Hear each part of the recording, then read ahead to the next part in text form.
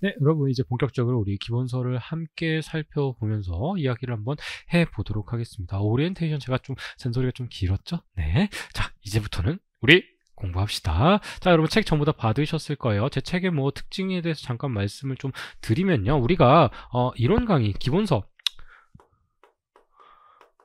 자, 기본서 보고요. 단문집 봅니다.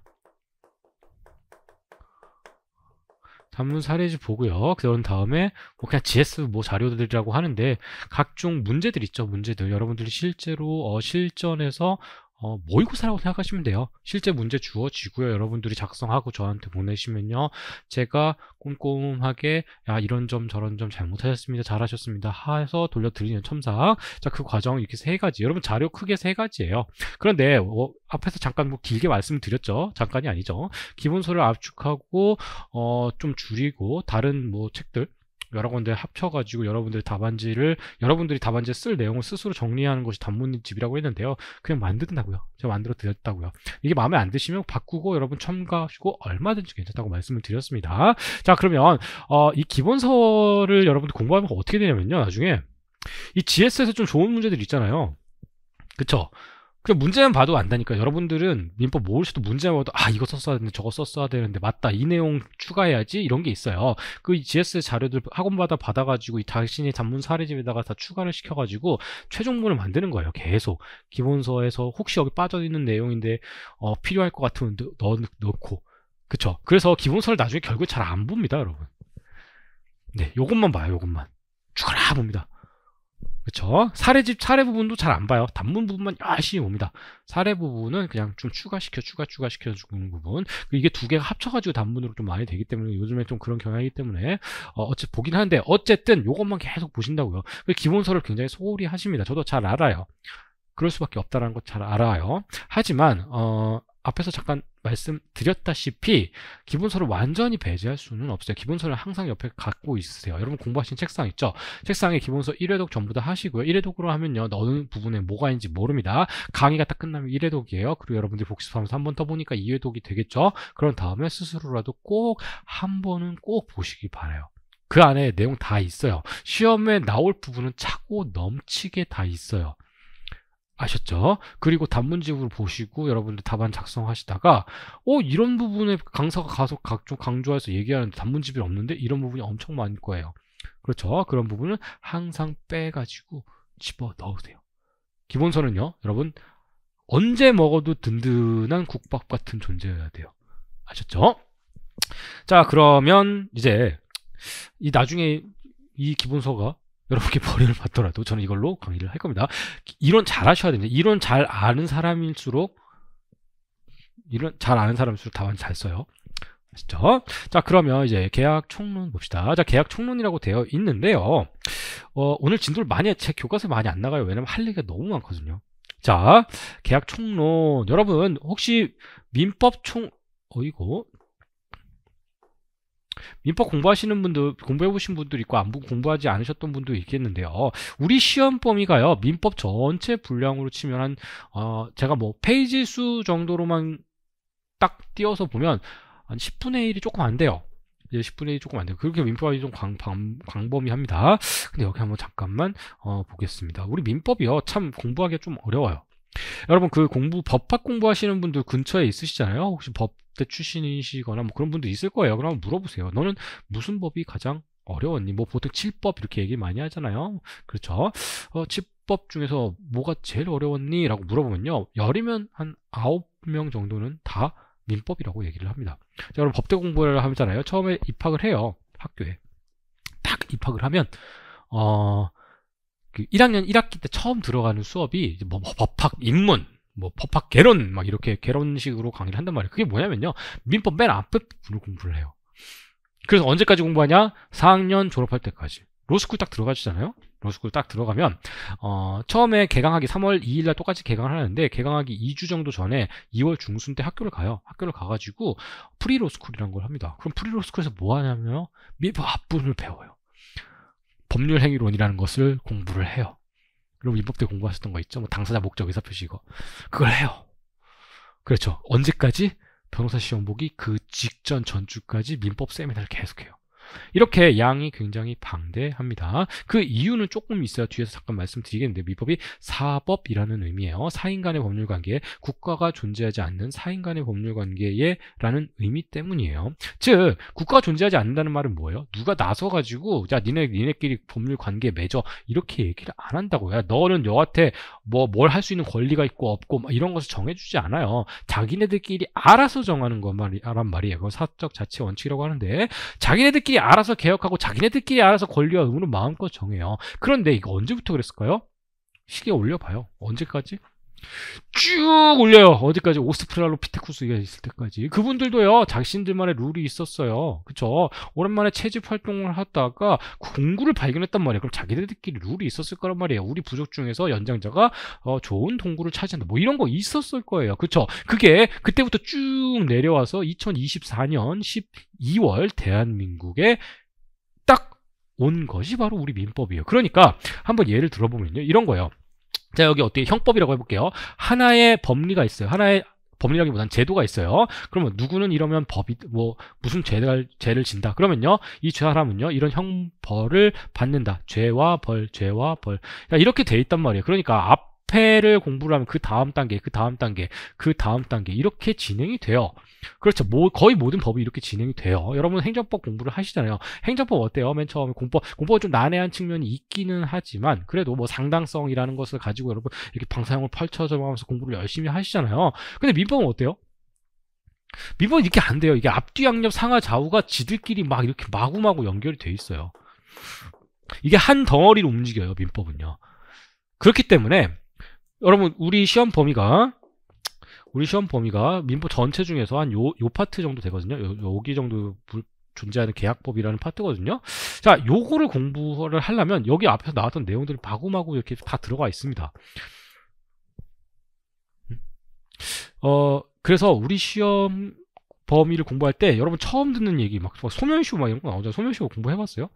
물론 민법 총칙 때 여러분 공부 지금 아직 진도가 안 나갔을 텐데 하시게 될 겁니다. 뭐 소멸시효 중도 막 이런 거 나온단 말이에요. 우리 시험에서도 나왔어요. 재작년에 소멸시효라는 말이 나왔던 것 뿐이죠. 항변의 개념으로. 그러면 또 물권법 우리 시험 안 나오잖아요. 아예 1차에서도 안 다루잖아요. 근데 저당권 막 이런 말 나와요. 저당권에 말이 나온다고. 저당권에 대해서 다루진 않지만 그러니까 민법 선생님 전부 다 공부를 하셔야 돼요. 그러실 필요는 없지만 책이 잘 안 읽혀요. 이런 말 안 배우는데 나온다니까 책에 막. 다만 되게 좋은 측면은 있어요. 책에는 있거든요. 근데 이게 시험 문제 안 나와요. 요 범위 밖에 넘어가는 개념이 이렇게 쏙쏙 들어가 있는 이런 것들 있죠. 이런 것들 안 나와요. 되게 이게 특이한 케이스인데 행정사 시험 2차에서는 안 나와. 어느 날 갑자기 우리 출제위원하고 산업인력공단에서 갑자기 낼 수도 있긴 하겠지만 지금까지는 안 나와요. 그래서 우리 시험은 어느 정도 예측이 가능합니다. 원래 2차 시험에 이런 경우가 거의 없어요. 민법은 되게 방대하잖아요. 시험 문제 어디서도 콕콕 찍어서 낼 수 있단 말이에요. 근데 우리 시험은 안 그래요. 그쵸? 갑자기 기분 좋아지죠? 그래서 제가 시험 문제가 출제되는 부분을 위주로 말씀을 드립니다. 그래도 양 많아요. 그래서 민법 전체를 요 부분만은 이해가 불가해요. 요 부분만 봐서는 이해가 안 돼요. 그러면 민법 전체를 좀 조망을 할 필요가 있어요. 그래서 우리 생기처 강의 민법의 구조라는 부분을 보는데 오늘 똑같은 걸 한번 다시 할 거예요. 똑같은데 당연히 내용은 뭐 다르다기보다는 요 책과 연결을 좀 시키겠죠. 그래서 그 부분을 조금 보겠습니다. 민법이라는 부분과 민법의 목차를 조금 나눠볼 거예요. 그래서 계약법, 우리가 시험 보는 계약법이 과연 민법 전체에서 어디에 해당하는지 여러분 한번 찾아보는 시간을 갖도록 하겠습니다. 자, 그러면 민법의 구조 한번 살펴볼게요. 자, 먼저 민법의 구조든 뭐든 나는 모르겠고 난 궁금한 게 있어. 바로 민법이란 말이에요. 여러분 민법이 뭔가요? 민법이 뭐예요? 여러분 기초특강에서 한번 들으셨던 분들은요 빠르게 넘어가셔도 괜찮습니다. 민법이 뭐예요? 모든 것은 정의로부터 시작을 합니다. 그쵸? 근데 정의를 지금 공부를 하지 말고 그냥 느낌상으로 정의를 우리가 유출 한번 해봅시다. 자, 한자로는 이렇게 씁니다. 백성민자가 들어가는 민법이라고 쓰고요. 영어로는요, civil law라고 써요. 둘 다 같은 의미죠. 굉장히 특이해요. 한자로도 백성이라는 의미고 civil이라도 시민의라는 뜻이잖아요. 근데 이 civil이란 말 들어가는 여러분 또 뭐 보신 적 있나요? 뭐 책이라든지 뭐 문화 시빌리제이션? 그럼 문명이잖아요. 그거 게임이에요. 조심하셔야 돼요. 그렇죠? 자, 그럼 또 시빌워. 시빌워 뭐예요? 남북전쟁. 남북전쟁, 내전 그런 의미죠. 그런데 영화도 있었죠. 시빌워. 그렇죠. 캡틴 아메리카하고 또 뭐예요? 아이언맨하고 지들끼리 편마서서 싸우는 거잖아요. 정답이 나와버렸네. 민법. 시빌이란 말은요, 시민의라는 말은요, 국가의 존재 간섭을 벗어나서 자기네들끼리, 지들끼리라는 말이에요. 그러면 시빌로 혹은 민법이란 말은 뭘까요? 지들끼리의 법이에요. 자, 그럼 좀 정리해 봅시다. 뭐 지들끼리 뭐 캡틴 아메리카 나왔으니까 저 그래도 법 공부한 사람입니다. 조금 유식하게 말을 정리해 볼게요. 자, 실질적 의미의 민법은 뭡니까? 실질적 의미의 민법이란 것은 사인 간의 법률 관계를 규율하는 일반법을 얘기합니다. 그러면 우리가 공부해야 되는 건 뭐예요? 민법을 공부한다는 것은 사인의 의미, 법률 관계의 의미, 일반법의 의미만 알면 처음부터 끝까지 민법을 전부 다 공부한 것과 다름없습니다. 네, 그럼 여러분들이 알아서 하셔야 될 게 뭐다? 사인의 의미, 법률관계의 의미, 일반법의 의미라고요. 근데요, 자, 여러분들 어떤 의미, 개념을 정확하게 이해를 해야 돼! 라고 얘기를 많이 들으셨을 거예요. 근데 여러분, 영어 공부할 때를 한번 생각을 해 봅시다. 자, 영어의 의미를 여러분 정확하게 알려면, 한영사전 보지 말고, 영한사전 보지 말고, 영영사전 봐! 제 선생님이 그랬거든요. 그렇죠. 그래야 이 의미를 정확하게 알 수 있으니까. 영영사전을 보면요, 이 영영사전에 나와 있는 말을 또 찾아야 돼. 또 찾아야 돼. 또 찾아야 돼. 그래서 제가 그랬어요. 선생님 대체 영어 공부란 건 언제 끝나나요? 이렇게 얘기를 했거든요. 그렇죠. 그러니까 어떤 개념을 개념화시켜서 설명하는 단어는 굉장히 이해하기 어려워요. 그렇기 때문에 보통은요, 이런 식으로 공부를 많이 하죠. 만약에 사인이다. 사인이다란 말, 그렇죠. 대비되는 개념. 대비되는 개념과 비교를 하면서 공부를 하면 됩니다. 자, 그러면 사인에 대비되는, 비교되는 개념은 뭘까요? 바로 공인입니다. 사인에 대비되는 개념은 공인이에요. 자, 여기 그러면 사인과 공인이라는 건 뭘까요? 여기서 말하는 공인은 뭘까요? 제가요, 이번에 공인으로서 사회적 무리를 일으켜서 죄송합니다. 이때 공인입니까? 아니에요. 그 사람들은 왜 이렇게 자기들이 공인이라고 하는지, 연예인은 무슨 공인입니까? 공인은 공적 업무를 수행하는 사람들을 공인이라고 합니다. 자, 그러면 사람이니까 공무원을 얘기하나? 아니에요. 지금부터는 여러분들 스케일을 좀 크게 생각해요. 법 공부하시는데 스케일이 빵빵 커야 돼요. 여기서 말하는 고인은 그렇죠. 바로 국가입니다. 국가라고 생각을 하세요. 그러면 국가와 사람과의 관계 뭐예요? 공법 관계예요. 국가와의 관계. 대표적으로 A라는 부서와 B라는 부서. 행정안전처와 뭐 국방부 사이의 관계 뭐예요? 공법 관계예요. 국회의원과 국회의원 사이의 관계 뭐예요? 공법 관계예요. 그런 거 싹 다 지우고, 국가의 어떠한 영향도 싹 다 지우고, 나와 내 친구, 나와 우리 엄마와의 관계, 이걸 뭐라 그래요? 사인 간의 관계라 그래요. 이해가 되셨죠? 자, 그 다음에 일반법과 대비되는 개념은 우린 특별법이라고 그래요. 자, 일반과 특별, 좀 어디서 들어보셨나요? 자, 여러분, 상대성 이론 혹시 아시나요? 오늘 좀 이상한 얘기 많이 해요. 제가 원래 좀 이래요. 그래야 기억에 남더라고요. 자, 상대성 이론 혹시 들어보셨죠? 잘 아시죠? 자, 아인슈타인이라는 사람이 상대성 이론이라는 것을 만들었어요. 그런데 먼저 처음에는요, 모든 경우에 질량과 빛과의 관계, 질량과 빛과 에너지 사이의 관계를 나타내는 방정식인데, 맨 처음에는요, 어떤 요건을 제안했어요. 특별히 A, B, C라는 요건을 갖춘 경우에만 적용되는 방정식. 그래서 그 방정식 이름이 뭐겠어요? 특수상대성 이론이었어요. 그런데 연구를 조금 더 한 다음에 그 제한되는 요건 필요 없고 모든 경우에 싹 다 적용되는 방정식 나 만들었지롱. 그게 뭐예요? 일반 상대성 이론이에요. 그러니까 앞으로 여러분 일반, 민법에 보시면 일반 많이 배우시거든요. 자, 일반이라는 의미는 뭐예요? 모든 경우에, 이렇게 바꿔서 생각을 하시오. 특별이라는 말이 붙으면요,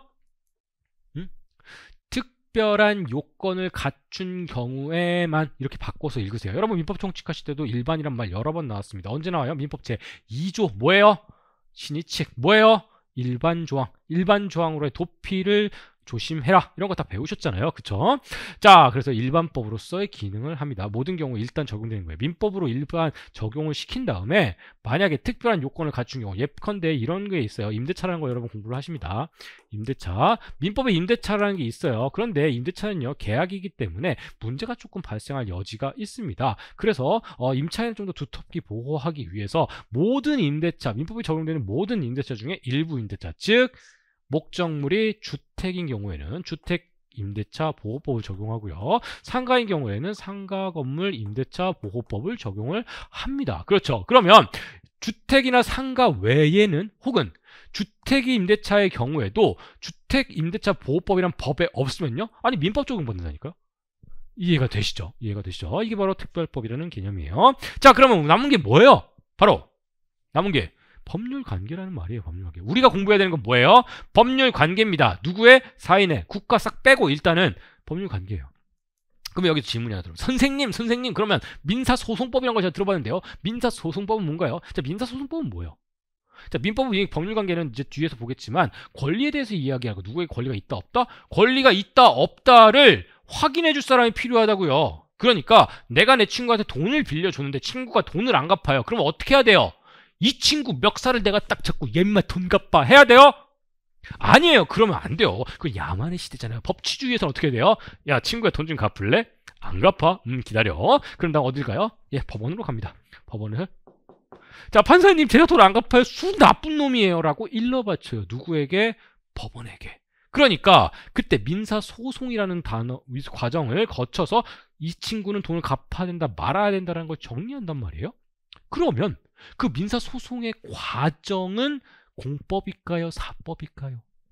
다시 예수 나쁜 놈이에요. 내가 누구한테 얘기를 했어? 국가한테 얘기했죠. 그럼 공법일까요? 사법일까요? 공법이에요. 민사소송법은. 그러니까 순수한 사법은 민법 말고는 많이 없습니다. 거의 없어요. 그렇죠?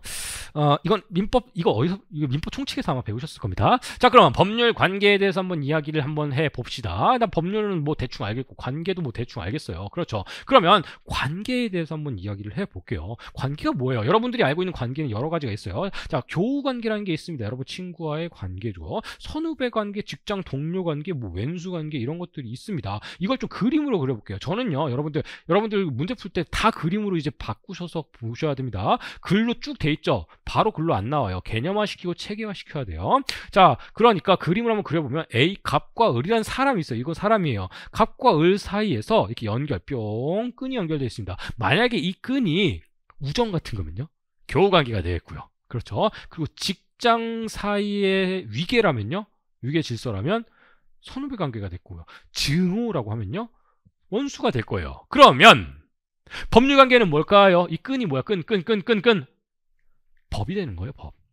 그렇죠. 갑과 을 사이의 관계를 맺었는데 그 관계의 매개가 곧 법인 관계를 우리는 법률 관계라고 합니다. 그럼 사인 간의 법률 관계란 건 뭐예요? 국가 말고 그냥 일반인들 사이에서의 법률적인 관계를 얘기해요. 그렇죠. 그러면 법률 관계라는 것이 뭘까?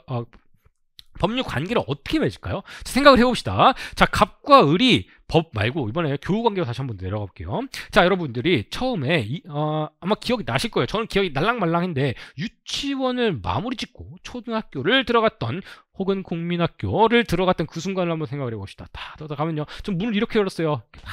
문을 이렇게 딱 열었지, 열어요. 그럼 딱 들어가요. 고개 푹 숙이고, 그래서 이 책상 맨 뒷자리에 앉아, 교실 맨 뒷자리에 이렇게 딱 앉았어 내가. 그럼 옆에 어떤 애가 앉아 있더라고요. 근데 저는 그때부터 이렇게 수줍은 애가 아니었어요. 그래서 그 친구한테 이렇게 했습니다. 야, 친구야, 우리 같이 교우관계를 맺지 않으련? 제가 그랬단 말이에요. 그러면 제가 을이에요. 그 친구가 저랑 뭐가 됐어요? 교우관계, 친구랑 관계를 맺었어요. 그렇죠? 그런데 말이죠, 친구를 맺는 방법은 이것만 있는 것이 아니에요. 이것만 있는 것이 아니에요. 또 뭐가 있을까요? 내가 친구한테 우리 교우관계를 맺지 않을래? 딱 요 상황에서 갑자기 앞문이 드르륵 열리더니 선생님이 딱 들어와요.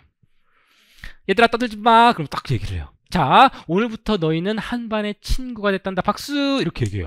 나는 저 앞자리에 앉은 애 보이지도 않아. 그때 친구래. 그렇게 해서 관계가 맺어졌어요. 자, 이렇게 두 가지가 있어요. 친구를 맺는 방법은요. 그렇죠. 그럼 이 두 가지의 차이점이 뭐야? 첫 번째 내가 친구하지 않으려 했던 거 뭐예요? 나는 이 친구랑 친구를 하고 싶어라는 나의 뭐가 있었어요? 나의 의사가 있었어요. 의사. 우리 그걸 의사라고 그래요. 내 머릿속에 있는 것을 의사라고 그래요. 나의 의사가 있었어요. 그쵸? 근데 선생님이 야, 니네 친구해라고 하면요. 나의 의사가 있어요? 없어요? 없어요. 그러니까 어떤 경우에는 의사가 있고 어떤 경우에는 의사가 없어요. 법률 관계도 마찬가지예요. 나는 저 친구랑 법률 관계를 맺고 싶어요. 그러니까 야, 친구야, 내가 돈을 빌려줄게. 좋아, 빌려줘 라고 하면요, 이걸 뭐라 그래요? 이걸 의사에 의한 법률 관계라 그래요. 근데 이게 아니라 법률의 의사와 관계 없이 법률 관계가 맺어지는 경우도 있거든요. 예를 들면 이런 거예요. 제가 길 가는 사람이 아이씨 일로 와봐요. 그래서 내가 길 가는 사람을 빡 때렸단 말이에요.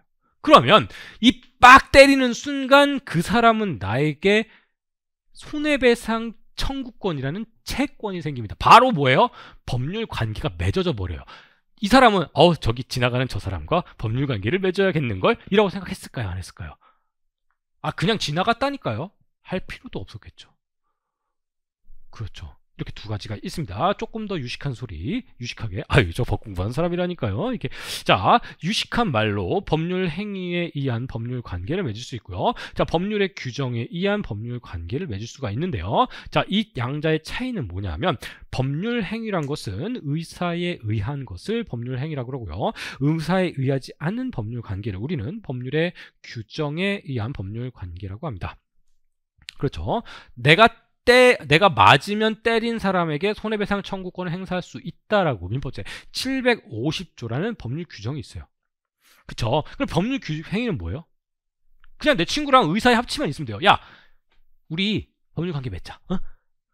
내가 돈 빌려줄게. 그럼 나한테 채권 생기잖아. 세상 사람들 몰라고 그 둘만 알아도 상관없어요.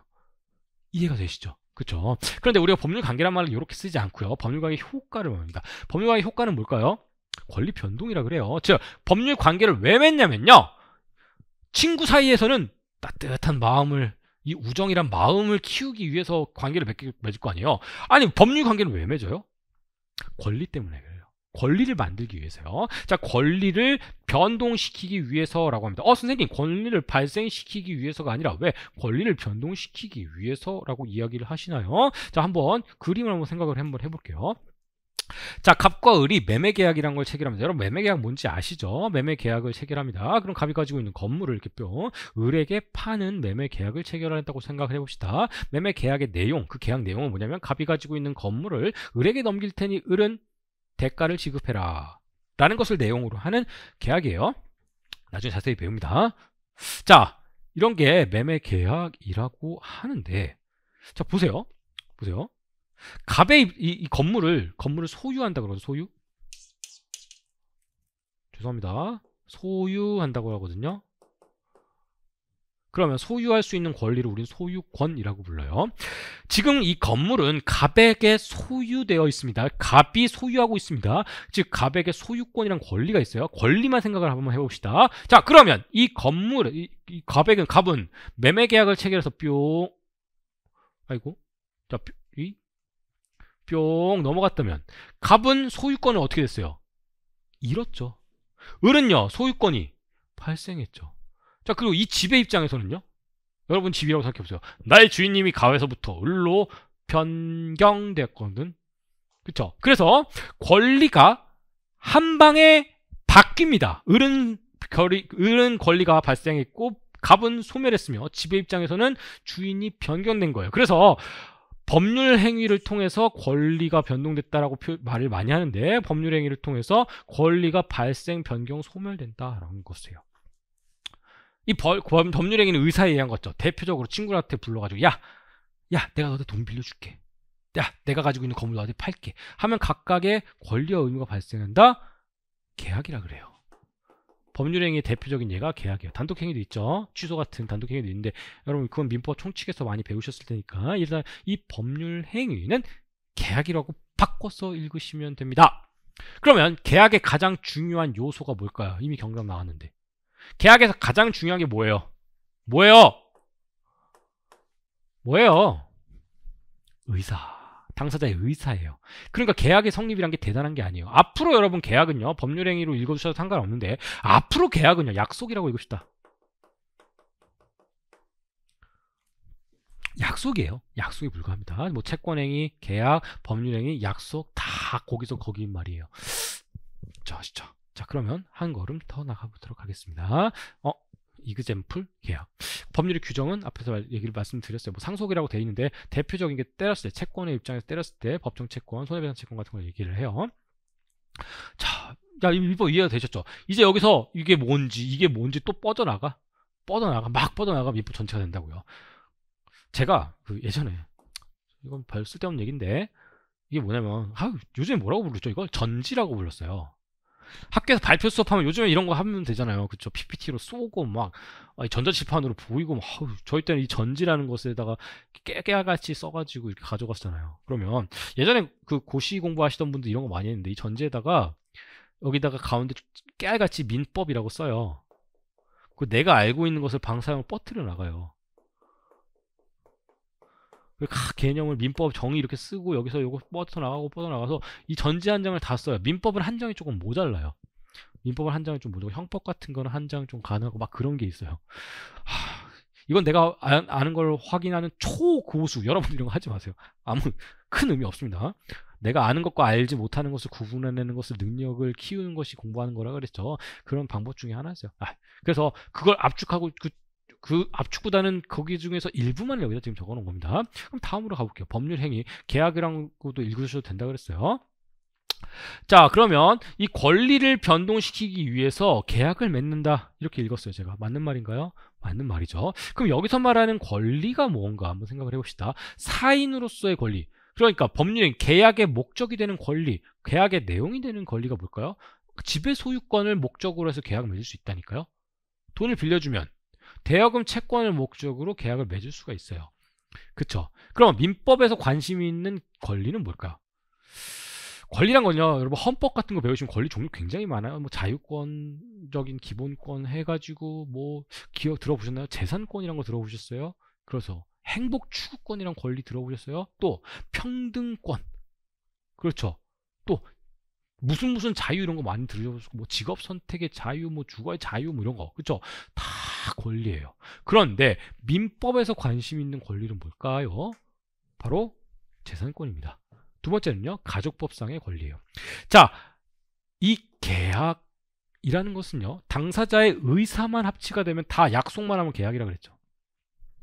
그럼 민법에서 관심 있는 것이 왜 재산권과 가족법상의 권리인가 봅시다. 제가 오늘 아침에 일어나가지고 학원에 나왔어요. 그러면 나는 학원에 올 때까지 몇 개의 계약을 하고 왔을까요? 오늘 행정사 우리 개강을 해가지고 제가 진짜 긴장을 해가지고 잠을 많이 못 잤거든요. 그래서 아침 일찍 학원에 나와가지고 또 강의 자료 준비하고 또 준비했거든요. 그쵸? 그 과정을 한번 생각해 봅시다. 제가 아침에 일어났어요. 벌써 나는 계약이 돼 있어요. 하품 중간 제가 조그만 집에서 살고 있는데, 고시원에 살거든요, 저는요. 그럼 저 고시원 원장님이랑 저랑 계약을 했어요. 그래서 임대차 계약을 했어요. 계약을 해 있는 상태예요. 계속적 계약으로. 그래서 문 열고 나왔어요. 씻고 나와가지고 역시 하품을 하면서 배가 고프니까 편의점에 들어갔습니다. 편의점에 톡톡톡, 저기요 샌드위치 하나만 주세요. 그러니까 샌드위치 하나 주더라고요. 자, 그것도 계약이에요. 무슨 계약? 매매 계약. 자, 그 편의점과 저 사이에서의 매매 계약이 있었던 거예요. 전 매수인이고요. 그 편의점은요 매도인이 되겠죠. 자, 샌드위치를 웅얼웅얼 먹으면서 지하철을 탔습니다. 띡 찍고 들어가는 순간 그 역시 계약이에요. 뭐죠? 그 지하철 공사와 저는요 운송 계약을 했어요. 그 지하철 공사는요 저를 안전하게 학원이 있는 강남역까지 모셔다 주고요, 저는요 거기에 따라서 비용을 지급하는 것을 목적으로 하는 계약이 된 거죠. 계약은 뭐다? 약속이라고요. 말하지 않아도 카드 찍는 순간에 약속이 된 거예요. 그쵸? 자, 그런 다음에 학원에 딱 들어왔어요. 학원과 저는요, 고용 계약이 돼요. 이렇게 고용까지는 아니지만 어쨌든 계약이 돼 있어요. 그리고 제가 이 옆에 섰어요. 여러분과 저 사이에서도 계약이 돼 있습니다. 그렇죠? 강의 계약이 되어 있어요. 이렇게 계약의 연속이에요. 이 모든 것이 다 재산권입니다. 자, 그러면 가족법상의 권리는 뭔가 봅시다. 내가 아침에 일어났을 때 우리 어머니가 저는 혼자 살고 있기 때문에 내가 본가에서 일어났다고 쳐봅시다. 그럼 어머니가 나 있지, 야 빨리 안 일어나? 라고 이야기를 아주 자주 하시거든요. 자, 그러면 제가 그렇게 일어났다고 쳐봅시다. 그럼 어머니와 나 사이에 무슨 계약이 있나요? 가족 간의 계약이 있나요? 선생님, 그거는 조금 반인륜적인 것 같은데요? 라고 생각이 드시죠? 그러면 이런 경우로 한번 생각을 해봅시다. 여기 A가 있어요. 아기가 있어요. 자, 그림 되게 못 그려요, 여러분. 이 아이가 있는데 태어나 보니까 아버지가 없어요. 그랬더니 우리 어머님께서 그래요. 저 남자가 너의 아빠란다. 아침 드라마 같죠. 그래서 이 아이가 조금 커가지고 이 아저씨를 찾아갑니다. 아저씨가 나의 아빠 맞나요? 그러니까 뭔 소리야? 그렇게 얘기를 해요. 그러면 지금 억울하죠. 사람이 억울하면 어떻게 한다 그랬어요? 쫓아가서 이 아빠를 때려? 안 된다 그랬죠. 어딜 가야 돼요? 법원에 가야 돼요. 법원에 갔어요. 자, 선생님, 저 아저씨 순 나쁜 사람이에요. 우리 아빠인데 아빠 아니래요. 라고 인지 청구를 한 것을 합니다. 그렇죠? 그러면 인지 청구할 수 있는 갑의 권리는 뭐 재산권이에요? 아니죠. 뭐예요? 가족법상의 권리죠. 그래서 민법에 관심이 있는 것은 재산법과 가족법상의 권리입니다. 가족법상의 권리는 친족과 상속이란 편에서 나눠져 있고요. 자, 재산권은 물권과 채권으로 나눠져 있습니다. 그런데 이 물권과 채권을요, 여러분들이 100% 이해하실 필요까지는 없어요. 왜? 물권이 수없이 여러분 물권이 시험 범위가 아니기 때문에. 하지만 이 두 개를요 구분을 못 하시면요 민법이 굉장히 어려워집니다. 하지만 저 민법과 물권과 채권을 어느 정도 느낌상으로는 또 구분해낼 수 있으면요, 아 이거구나, 이거 민법 책이 훌훌 읽히는 걸 이런 것을 느끼실 수 있어요. 자, 민법은요 처음 공부하면 어렵습니다. 반복해서 공부해도 여전히 어려워요. 다른 과목은 쉬워지는데 민법은 어려워요. 하지만 어느 순간에 체계가 잡히고 자기도 모르는 사이에 민법 기둥이 내 몸 안에 딱 형성이 되면요 이상하게 책이 잘 읽혀요. 쉬워지고 편해지지는 않지만 그렇다고 해서 어렵지는 않은 경지에 이르시게 됩니다. 그러면 합격해요. 자, 그러면 물권과 채권을 한번 설명을 좀 드려볼게요. 다시 한번 요 상황을 봅시다. 갑과 을이 계약을 체결했어요. 맞아요? 계약. 그렇죠? 그러면 이 계약을 딱 체결하면요, 보세요. 계약을 체결했다? 약속을 했다. 사람은요 약속을 하면요 이행을 해야 한다더라 라고 배웠어요. 그쵸? 계약에 대한 약속을 하면요 갑은 어떤 이행 의무가 있어요. 즉 어떤 것을 해야 돼요? 어떤 의무가 있어요? 이 계약이 뭐예요? 매매 계약은 뭐예요? 이 건물을 갑이 을에게 10억 원에 판다. 즉 소유권을 을에게 넘긴다. 을은 10억 원을 준다. 라는 것을 계약서에 적어놨어요. 계약만 하고 집에 왔어요. 약속만 하고 집에 왔어요. 여전히 소유권자는 갑이에요. 계약한다고 소유권이 넘어가지 않아요. 그쵸? 여전히 이 돈은 을에게 있어요. 그러면 그렇죠. 갑은 을에게 소유권을 이전할 의무가 있어요. 을은요 갑에게 대금을 지급할 의무가 있다고 합니다. 거꾸로 생각을 해볼까요? 거꾸로 갑은 을에게 대금 지급을 청구할 수 있는 권리가 있다라고 얘기해요. 을은요 갑에게 소유권 이전을 요구할 수 있는 권리가 있다라고 얘기해요. 그렇구나. 권리와 의무는 동전양면 같은 거구나. 그래서 이 법률관계를 권리 변동에 의한 권리 변동, 이 법률관계를 뭐라고 그러냐면요 권리 의무 관계라고도 합니다. 권리 의무 관계. 그러면 요거 있죠. 요거 이 권리 의무 관계를 만들기 위해서는 이 계약이란 걸 하고 법률 행위를 해야 한다고 그랬잖아요. 계약을 성립시키기 위한 건요 계약법에서 규정을 하고 있어요. 하지만 민법에서 공통된 부분을 싹 끌어가지고 어디가 있어요? 민법 총칙에가 있죠. 그렇죠. 그래서 이 법률 행위의 성립, 법률 행위가 계약보다는 더 큰 개념이거든요. 그렇죠. 그러니까 법률 행위가 이만큼은 개념이에요. 계약은 요만큼 돼요. 그럼 법률 행위에 대해서는 일반적인 법률 행위의 성립 요건은 민법 총칙에서 다루고 있어요. 그러면 이 공통된 부분은 다 민총을 가고요. 나머지 일부만 어디 있어요? 계약법에 있어요. 이제 아시겠죠? 민법 총칙하고 계약법 왜 나눠져 있는 거 여러분 둘 다 하셔야 되는지. 계약법에 있는 계약의 성립만 쓰면요 요걸 안 쓰면요 안 돼요. 계약 성립하기 위해서는 요거 플러스 이거 다 돼야 돼요. 법률행위 일반적인 성립요건을 만족시키고 계약의 특유의 성립요건까지 마주작동을 시켜야 계약이 되는 거라고요. 민법이 다 이렇게 아예 입법자가 맨 처음에 민법 만들 때 이렇게 만들어서 우리는 고생을 하는 겁니다. 근데 이렇게 안 했으면 대체 법을 어떻게 만들었을까 고민을 해보면 그것도 답이 안 나오긴 합니다. 자, 그럼 계속 가볼게요. 그 일반적으로 법률행위가 성립하기 위해서 여러분은 민법 총칙에서 다 공부하신다는 거예요. 어떻게 해야 될까요? 자, 요 그림을 한번 봅시다. 성립하기 위해서라 그랬죠. 그러면 다른 좀 생각을 좀 바꿔보면 어떻게 해석이 되냐면 성립하기 위해서 뭐가 필요하냐? 구성 요소가 무엇인가? 제가 질문 드린 거예요, 여러분. 뭐예요? 여기 뭐가 있어요? 요 그림에 뭐가 있어요, 지금? 이 갑 있다. 다른 건 모르고 갑이 있네? 맞아요. 갑과 을을 뭐라고 부를 거냐면요. 당사자라고 부를 거예요. 또 뭐 있어요? 집이 있어. 이 집이 있고, 을은 돈이 있어. 그리고 계약 내용, 이 계약, 요 계약서가 있을 거야, 아마. 계약서가 없을 수도 있겠지만, 어쨌든 계약의 내용이 있을 거 아니에요. 이 갑은 건물을 을에게 넘기고, 을은 돈을 지급하는 것을 내용으로 하는 그 계약이 있을 거야. 아, 계약의 내용. 아, 법률행위의 내용이 있어야 되는구나. 다른 말로 법률행위의 목적이 있어야 되는구나. 또 뭐 있어요? 또 뭐 있어요? 그게 뭐 있어요? 성립 요건. 뭐예요? 여러분 답을 민법 총칙 공부하시다 알고 있겠지만, 뭐예요? 제일 중요한 거 빠졌잖아요. 법률행위에서 제일 중요한 게 뭐예요? 그렇죠. 의사잖아요. 의사. 당사자의 의사가 있어야 돼요. 무슨 의사? 갑은 이 건물을 을에게 팔겠다는 의사.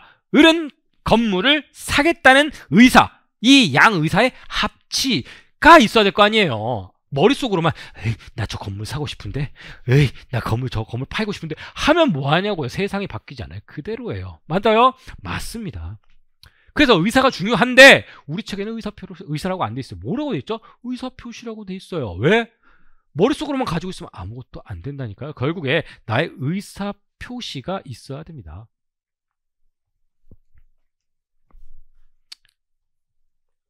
의사표시가 있어야 돼요. 제가 막 이렇게 뛰어다니잖아요. 그럼 가끔 이 시스템이 좀 이상해져요. 네, 이 세 가지가 있으면 법률 행위가 성립을 합니다. 그런데 보세요. 이걸 이렇게 읽으시면 돼요. 책을 읽을 때. 당사자 민법 통칙 이거 계약법 내용은 아니에요. 지금 계약법은 아예 지금 아직 들어가지도 않았어요. 계약법은. 자, 당사자 목적 의사 표시가 있으면 뭐죠? 법률 행위가 성립한다. 이거 성립 요건이라 그래요.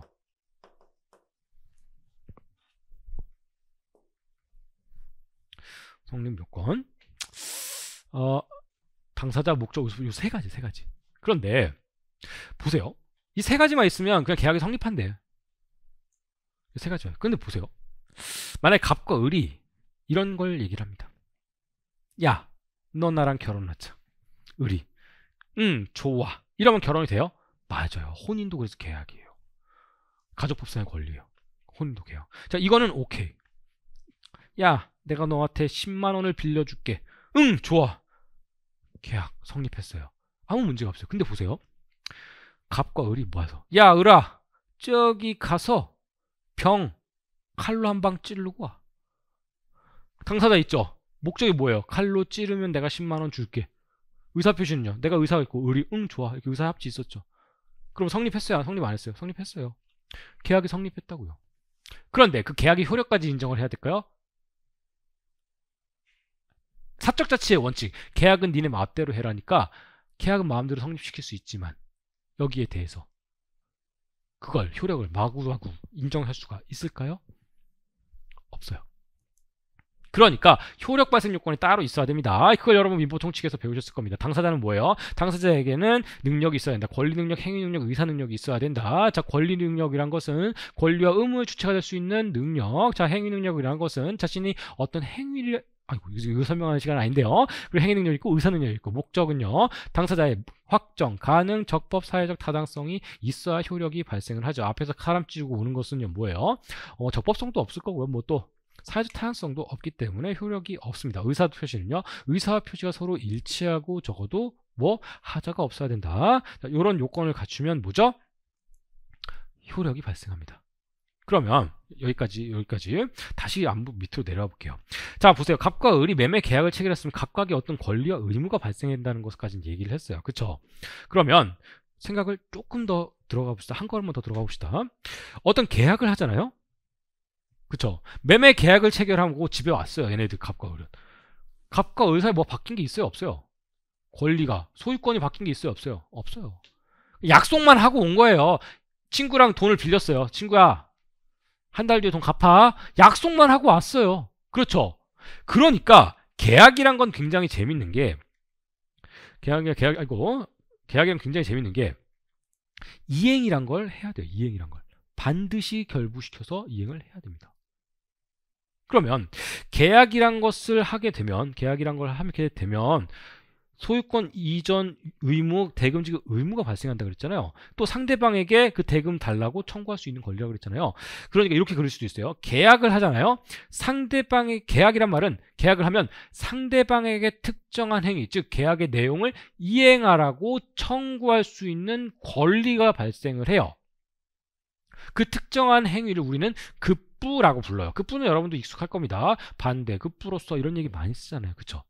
다시 계약이란 것은 계약 상대방에게 특정한 행위, 즉 계약의 내용에 따른 행위를 하도록 요구할 수 있는 권리예요. 그래서 계약을 다른 말로 급부 청구권이라고 불러요. 급부 청구권을 우리는 채권이라고 부릅니다. 자, 그러니까 계약을 해서 발생하는 모든 뭘 요구할 수 있는 권리는 다 채권이에요. 내가 친구한테 돈을 빌려줬어요. 100만 원을 빌려줬단 말이에요. 그럼 나는 친구한테 100만 원 채권이 있다 이렇게 얘기하죠. 맞아요.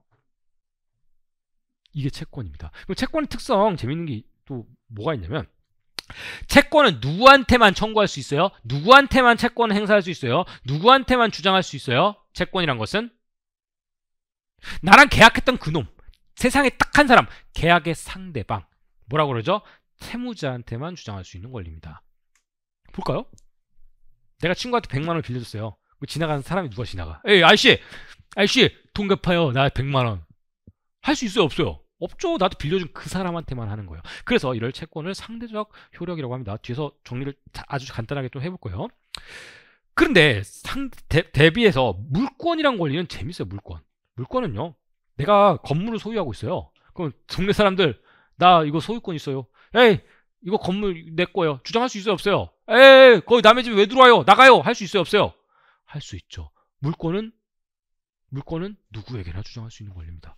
누구에게나 주장할 수 있는 대세효가 있다 그래요. 절대권이라고도 하고요. 자, 어쨌든 다시 계약이란 건 이행을 해요. 이행을. 그런데 이 계약의 내용의 의미가 뭐예요? 지금 을이 갑한테 건물 달라고 그런 거잖아요. 건물 달라고 하는 것은 목표가 뭐예요? 최종 목표가 권리 변동을 일으키게 하는 건데 소유권을 취득하기 위한 거죠. 그렇죠? 이 소유권을 취득하기 위해 대표적인 예가 물권이에요. 소유권을 취득하기 위해서. 물론 이게 늘 물권만 있는 것은 아니에요. 대표적인 게 뭐 고용계약 같은 거예요. 계약을 합니다. 매일 우리 편의점 와서 일해 이 알바 녀석아 라고 계약을 했다면 내가 매일 나가요. 이행을 하는 거죠. 그렇죠? 그러면 점장은 나의 뭘 취득할 수 있어요? 뭘 얻을 수 있어요? 나의 노동력을 얻을 수 있죠. 그때는 목표는 나의 노동력이 될 거예요. 그래서 그때는 물권을 목적으로 계약을 한 건 아니지만 매매계약 같은 것은 물권을 목적으로 합니다. 그쵸? 그래서 이 그림을 좀 많이 아셔야 돼요. 그럼 만약에 계약을 했는데 이행을 하지 않으면 어떻게 돼요? 소송 가는 거예요. 소송 가는 거. 그러니까 채권이란 것은 다시 말씀드릴게요. 상대방에게 돈 갚으라고 요구할 수 있는 권리에 불과합니다. 엄청 약한 권리예요. 그 채권은. 여러분이 채권자다라고 보면요. 그 땡땡 뭐 유명한 그 연예인이 맨날 그러잖아요. 아이 채권자가 와서요. 쫓겨나서 저 채권자 때문에 도망 다니고 있어요. 그건 뭐예요? 결국 채권자가 그 연예인한테 가서 할 수 있는 거는 돈 갚아밖에 없어요. 채권은 참 그래서 답답한 권리에 불과합니다. 자, 여기까지. 그러면 한 걸음만 좀 나가서 물권, 여기 우리 시험 범위 아니에요. 물권 시험 범위 아니고 빠르게 한번 갈게요. 물권의 종류는 여러 가지가 있습니다. 점유권, 어떤 물건을 사실상 지배할 수 있는 권리, 소유권, 그 물건을 단순히 내가 지니고 있는 것이 아니라 세상 사람들에게 소유의 권리, 즉 사용, 수익, 처분을 내 마음대로 할 수 있는 권리를 소유권이라고 하고요. 이 소유권을 제한하는 물건으로서 용익물권이라는 게 있고요. 담보물권이라는 것이 있어요. 자, 우리 시험에 관련된 말이 나와요. 한 번씩 나와요. 하나씩 다 나와요. 나올 때마다 간략하게만 설명을 드릴 겁니다. 여기까지가 물권이에요. 자, 그러면 이 계약 다시 한번 볼게요. 또 가죠. 자, 소유권을 목적으로 갑과 을이 계약을 해서 갑이 이행을 하면 을은 소유권을 취득한다. 맞아요? 맞아요. 용익물권의 대표적으로 지상권 같은 거 있거든요. 토지의 그 위에 지상을 내가 사용할 수 있는 권리를 지상권이라 그래요. 자, 이 지상권 설정하자. 야, 내가 토지를 소유하고 있는데 너의 토지 위에다가 내가 건물을 좀 지을게 라고 이 토지 소유자와 건물 소유자가 서로 계약을 맺었어요. 지상권 설정 뭐죠? 계약이라 그래요. 그래서 집 토지 주인이 토지를 주면, 토지를 사용하도록 해주면 나에게 지상권이랑 권리 변동이 생길 거예요. 다 그림으로 보면 이렇게 연결이 된다고요. 쉽죠? 그럼 채권으로 한번 넘어갈게요. 자, 계약 다시 한번 딱 넘어가 봅시다. 계약. 자, 계약이란 건요. 자, 우리 지금 민법 보죠. 민법은 뭐예요? 사인 간의 법률 관계를 규율하는 일반법이라고 그랬어요. 그렇죠? 이 사인이 들어가기 때문에 국가가 없어요. 국가가 없다고요. 그렇죠. 그러면 계약은 여러분 질문 한번 들어볼게요. 계약의 종류는 몇 개일까요? 계약의 종류는 몇 개일까요? 자, 여기서 만약에 손을 딱 드세요. 선생님 14개입니다 라고 하시는 분이 있어요. 이분은 민법 공부하시긴 하셨어. 근데 아주 예전에. 그쵸? 또 에이, 손을 딱 드세요. 선생님 15개예요 라고 얘기하시는 분은요. 근데 민법 공부하긴 하셨어요. 최근까지. 그쵸? 하지만 둘 다 틀렸어요. 그러면 이하 여기 딱 구석에 앉아있는 어떤 학생이 딱 이렇게 아주 겸손하게 얘기해요. 선생님, 민법의 개수는 셀 수가 없습니다. 맞아요. 정답은 무한대개예요. 왜? 계약은요, 마음대로 할 수 있습니다. 지들 멋대로 할 수 있어요. 누가 가서 뭐라고 하지도 못해요. 계약의 내용은요, 계약 파기 마음대로 할 수 있어요. 당사자, 목적, 의사표시. 이거 니네 마음대로 할 수 있다. 이것은 뭐라 그랬죠? 계약 자유의 원칙이에요. 계약 자유의 원칙이 인정되는 이유는 뭐냐면요. 민법이 사적 자치의 원칙을 대원칙으로 삼고 있기 때문입니다. 사적 자치의 원칙. 자, 여기 법률 용어 아닌 거 한번 들으면요. 니들 마음대로 해라 라요. 사적 자치의 원칙이란 것이 결국 니들 마음대로 해라 라는 거예요. 당사자 사이에 어떤 법률 관계를 갑자기 법이 딱 등장해서, 나라가 등장해서 야 니네 이렇게 해, 야 니네 저렇게 해, 할 수 있어요 없어요? 야 너는 너 며칠까지 돈 갚아, 맨날 그렇게 할 수 있어요 없어요? 여러분 친구한테 돈 빌리면 돈 빌리고 맨날 관공서 가서 도장 받아 와야 된다고요. 그럴 필요가 있어요 없어요? 없다고요. 세상의 모든 나라는요. 자, 이 민사관계에 있어서는 사법 자치, 사적 자치의 원칙을 현재는 거의 대부분 적용하고 있습니다. 그런데 보세요.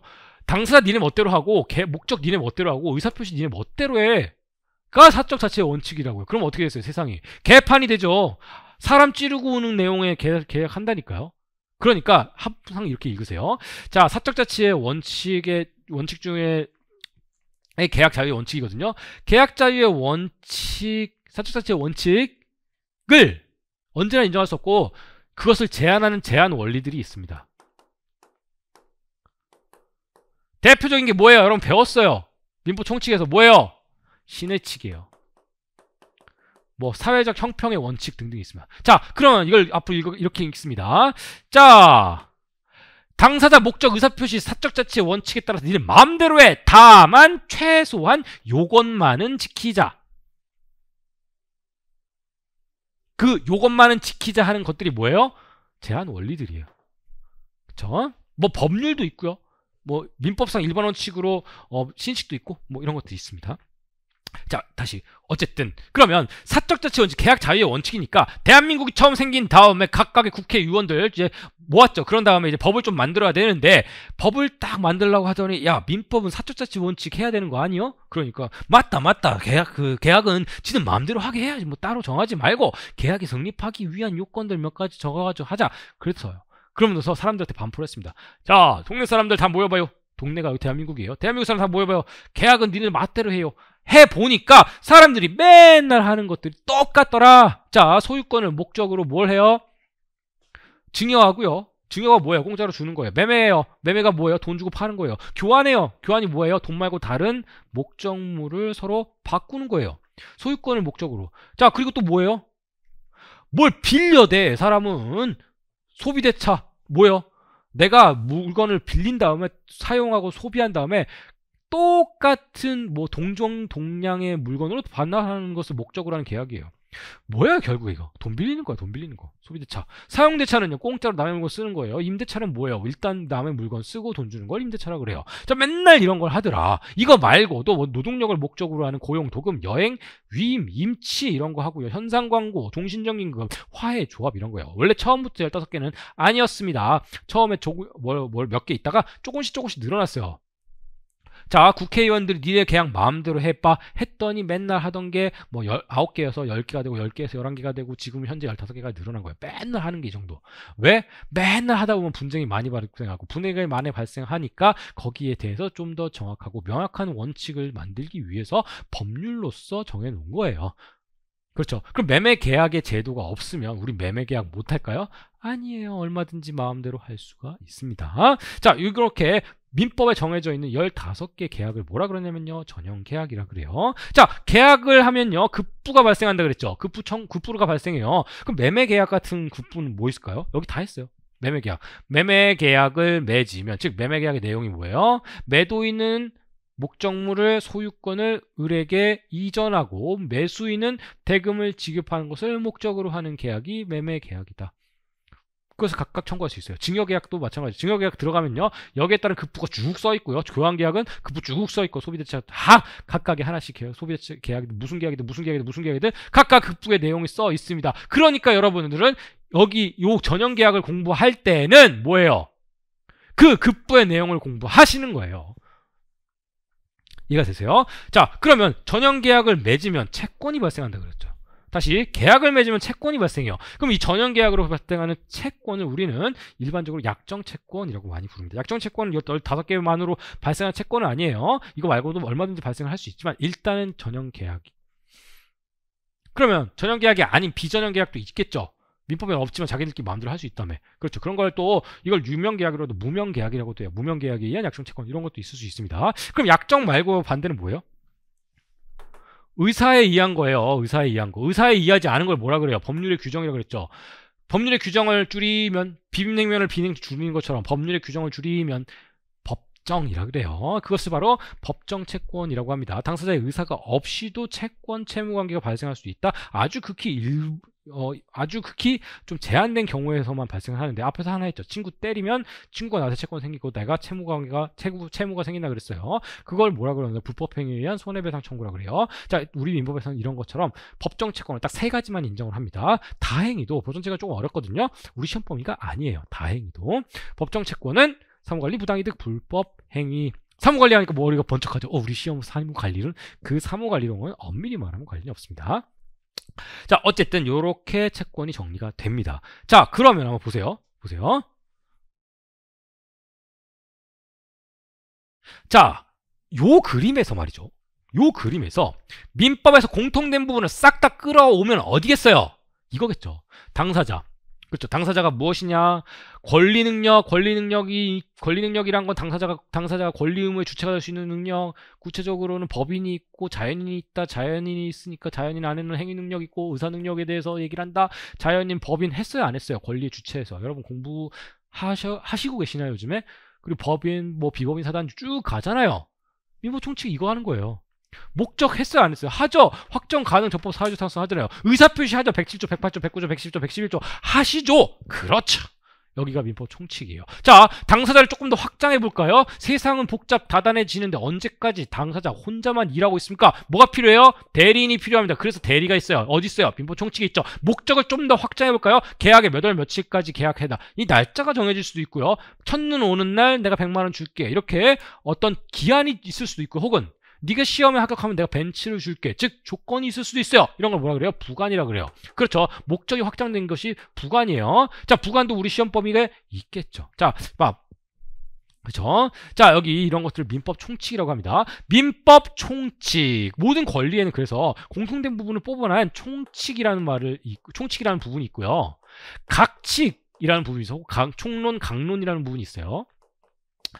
이 총칙은 공통된 부분을 싹 다 뽑아내 온 거라 했잖아요. 자, 민법은 권리를 다루는 법이라고 그랬습니까? 그러니까 정리하면 이렇게 돼요. 총칙에서 다루는 건 다 이거예요. 권리의 주체, 권리의 객체, 권리의 변동. 구체적으로는 발생, 변경, 소멸. 그러니까 민법 총칙에는 뭐가 있겠어요? 민법 총칙에서는 일반적인 권리의 주체, 일반적인 권리의 객체, 일반적인 권리 변동으로서의 발생 원인, 변동 원인, 소멸 원인 이렇게 나와요. 그러면 이 강론에 들어가면, 각칙에 들어가면 뭐겠어요? 권리, 이 권리의 각칙 재산권으로서의 물권이 있고요. 채권이 있어요. 그쵸? 민법이 지금 구성하잖아요. 민법이 이렇게 구성이 되어 있다고요. 그럼 이 물권 안에도 총칙이 있습니다. 물권의 주체, 물권의 객체, 물권의 변동, 물권의 발생, 물권의 변동, 물권의 소멸 이렇게 되어 있어요. 물론 민법 총칙의 공통대 부분은 싹 앞으로 가니까 몇 개 안 남죠. 그런데 물권의 변동 같은 건 굉장히 중요하죠. 여러분 혹시 물권 공부하신 분, 공인중개사 같은 거 하신 분도 굉장히 중요해요. 민법제 186조, 7조 이렇게. 그렇죠. 그래서 그 남아있는 특유의 부분이 굉장히 중요한 거예요. 그러면 채권으로 넘어가 봅시다. 채권도 두 개로 나뉘어요. 채권 총칙, 채총이라고 합니다. 채권 각칙, 채각이라고 할게요. 자, 채권의 공통된 부분, 채권의 채권의 주체. 채권의 주체는 어차피 일반적인 민법의 주체랑 똑같을 거니까 없고요. 또 채권의 객체가 뭐예요? 물권의 객체는 뭐겠어요? 물권은 무엇을 목적으로, 무엇을 대상으로 하겠어요? 물건을 대상으로 할 거 아니에요. 건물을 소유권. 그렇죠. 그럼 채권의 객체는 뭐예요? 급부겠죠. 급부. 그렇죠. 급부를 청구할 수 있는 거니까. 채권의 객체는 급부입니다. 그러면 이 채권의 급부의 내용은 어디서 결정된다 그랬어요? 각각의 계약의 내용에 따라서 결정된다 그랬잖아요. 그러니까 채권 총칙에 있을 수가 없어요. 그쵸? 채권의 주체, 채권의 객체, 채권의 변동, 발생, 변경, 소멸 이렇게 하면요. 그래서 주체는 없어요. 채권법 뒤져보면. 객체는 주체는 없고 객체도 없어요. 왜? 이 객체는 어디? 채권 강론에 들어가니까요. 그럼 변동은요. 채권이 발생하기 위해서 채권의 발생이라는 부분이 조금 있어요. 채권의 발생. 그리고 채권의 종류가 있겠죠. 금전 채권, 어쩌고 채권, 저쩌고 채권 있어요. 이자 채권 있어요. 특정물 채권. 그리고 채권이 변경되는 모습, 그리고 채권이 소멸되는 모습. 그래서 여러분 쉽게 좀 얼른 떠올릴 수 있는 것들이 다 여기가 있어요. 채권에 관련돼서는. 그리고 다 어려워요. 채권 총론은요. 머리를 쥐어 뜯으면서 공부를 해도 어렵다 그래요. 예를 들면 채권 양도, 채무, 인수, 채권자 취소권, 채권자 대위권, 채권의 소멸이니까 변제, 대물변제, 공탁, 상계 이런 거 공부합니다. 아주 미쳐버리겠죠. 다행히 우리 시험 범위는 아니에요. 하지만 저는 일부를 다룹니다. 다음에 그럼 채권 강론에 오면 뭐예요? 채권 강론은 뭐겠어요? 이런 거 빼고 나머지겠죠. 그 채권 그 자체 것들을 얘기하려면 계약을 공부해야겠죠. 그러니까 맨 처음에 뭐가 나와요? 채권 강론에 맨 처음에 뭐가 나오겠어요? 계약이 무엇이냐라고 나와요. 계약이 무엇이냐. 그러면 이거 계약도 계약 총론 이렇게 나와요. 계약 강론. 그러면 계약 총론의 맨 처음에 뭐가 나오겠어요? 계약의 주체. 똑같겠죠. 안 나오고 계약의 객체. 이 계약의 내용이 들으니까 계약의 내용으로 나오겠고요. 그러면 계약의 발생, 변경, 소멸. 계약의 발생, 계약의 성립이 제일 먼저 나와요.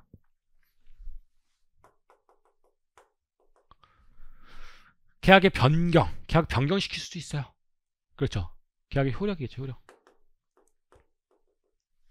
계약의 효력이 뭐예요? 채권을 발생시킨다 이거예요.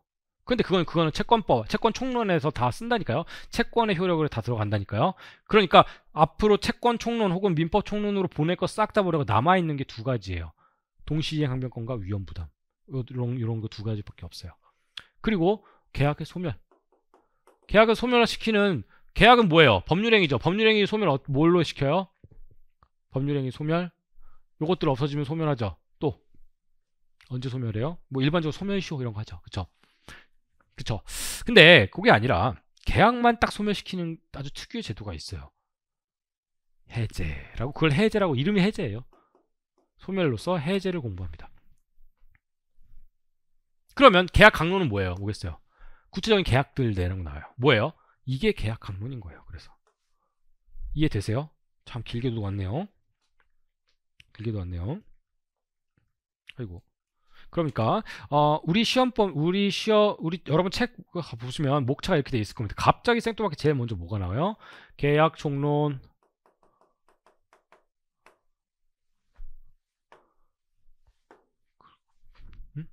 계약 총론 해가지고 뭐 나와요. 그리고 계약 강론 나옵니다.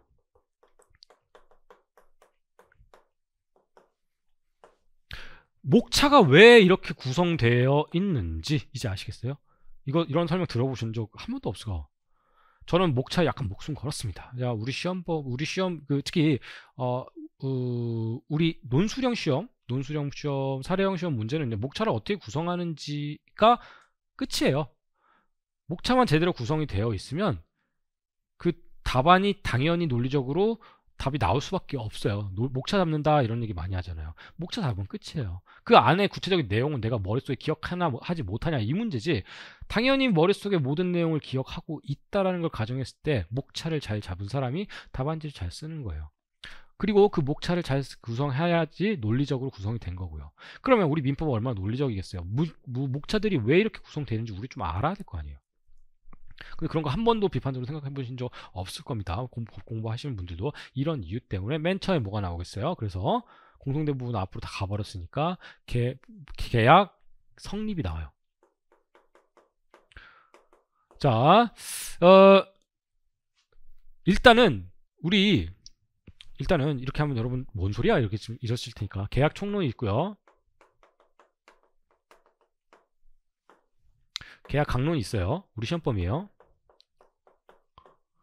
여러분 그 자료 중에서 하나가 뭐냐면 기본 사례라고 돼 있는 문제 있죠. 그 맨 앞에 보세요. 1회부터 13회까지 뭐가 있어요? 출제 있죠. 출제. 그걸 좀 잠깐 볼까요?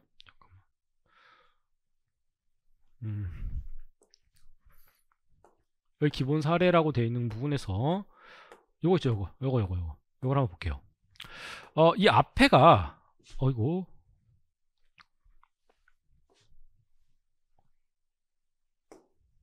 조금 잘못됐네요. 죄송합니다. 요 앞에가 총론이에요. 계약 총론. 요 이후가 계약 강론이에요. 저 특징 말씀드리려고요. 특징. 계약의 성립이 아닌데. 뭐 계약 성립에는 이 앞에 총론 파트에서는 크게 6개 파트로 나눠져 있습니다. 뭐 세부적인 목차 뭐 들어가고 나가고 뭐 앞에 뭐 이런 게 있을 텐데 그런 거 신경 쓰지 말고 그냥 개별 목차로 6개로 나눠요. 계약의 성립. 또 뭐가 이거 혹시 공부하신 분들은 신경 쓰지 마시고요. 계약의 성립. 자, 그런 다음에 계약에 효력 들어가기 전에 계약 체결상 과실 책임이라는 게 있어요.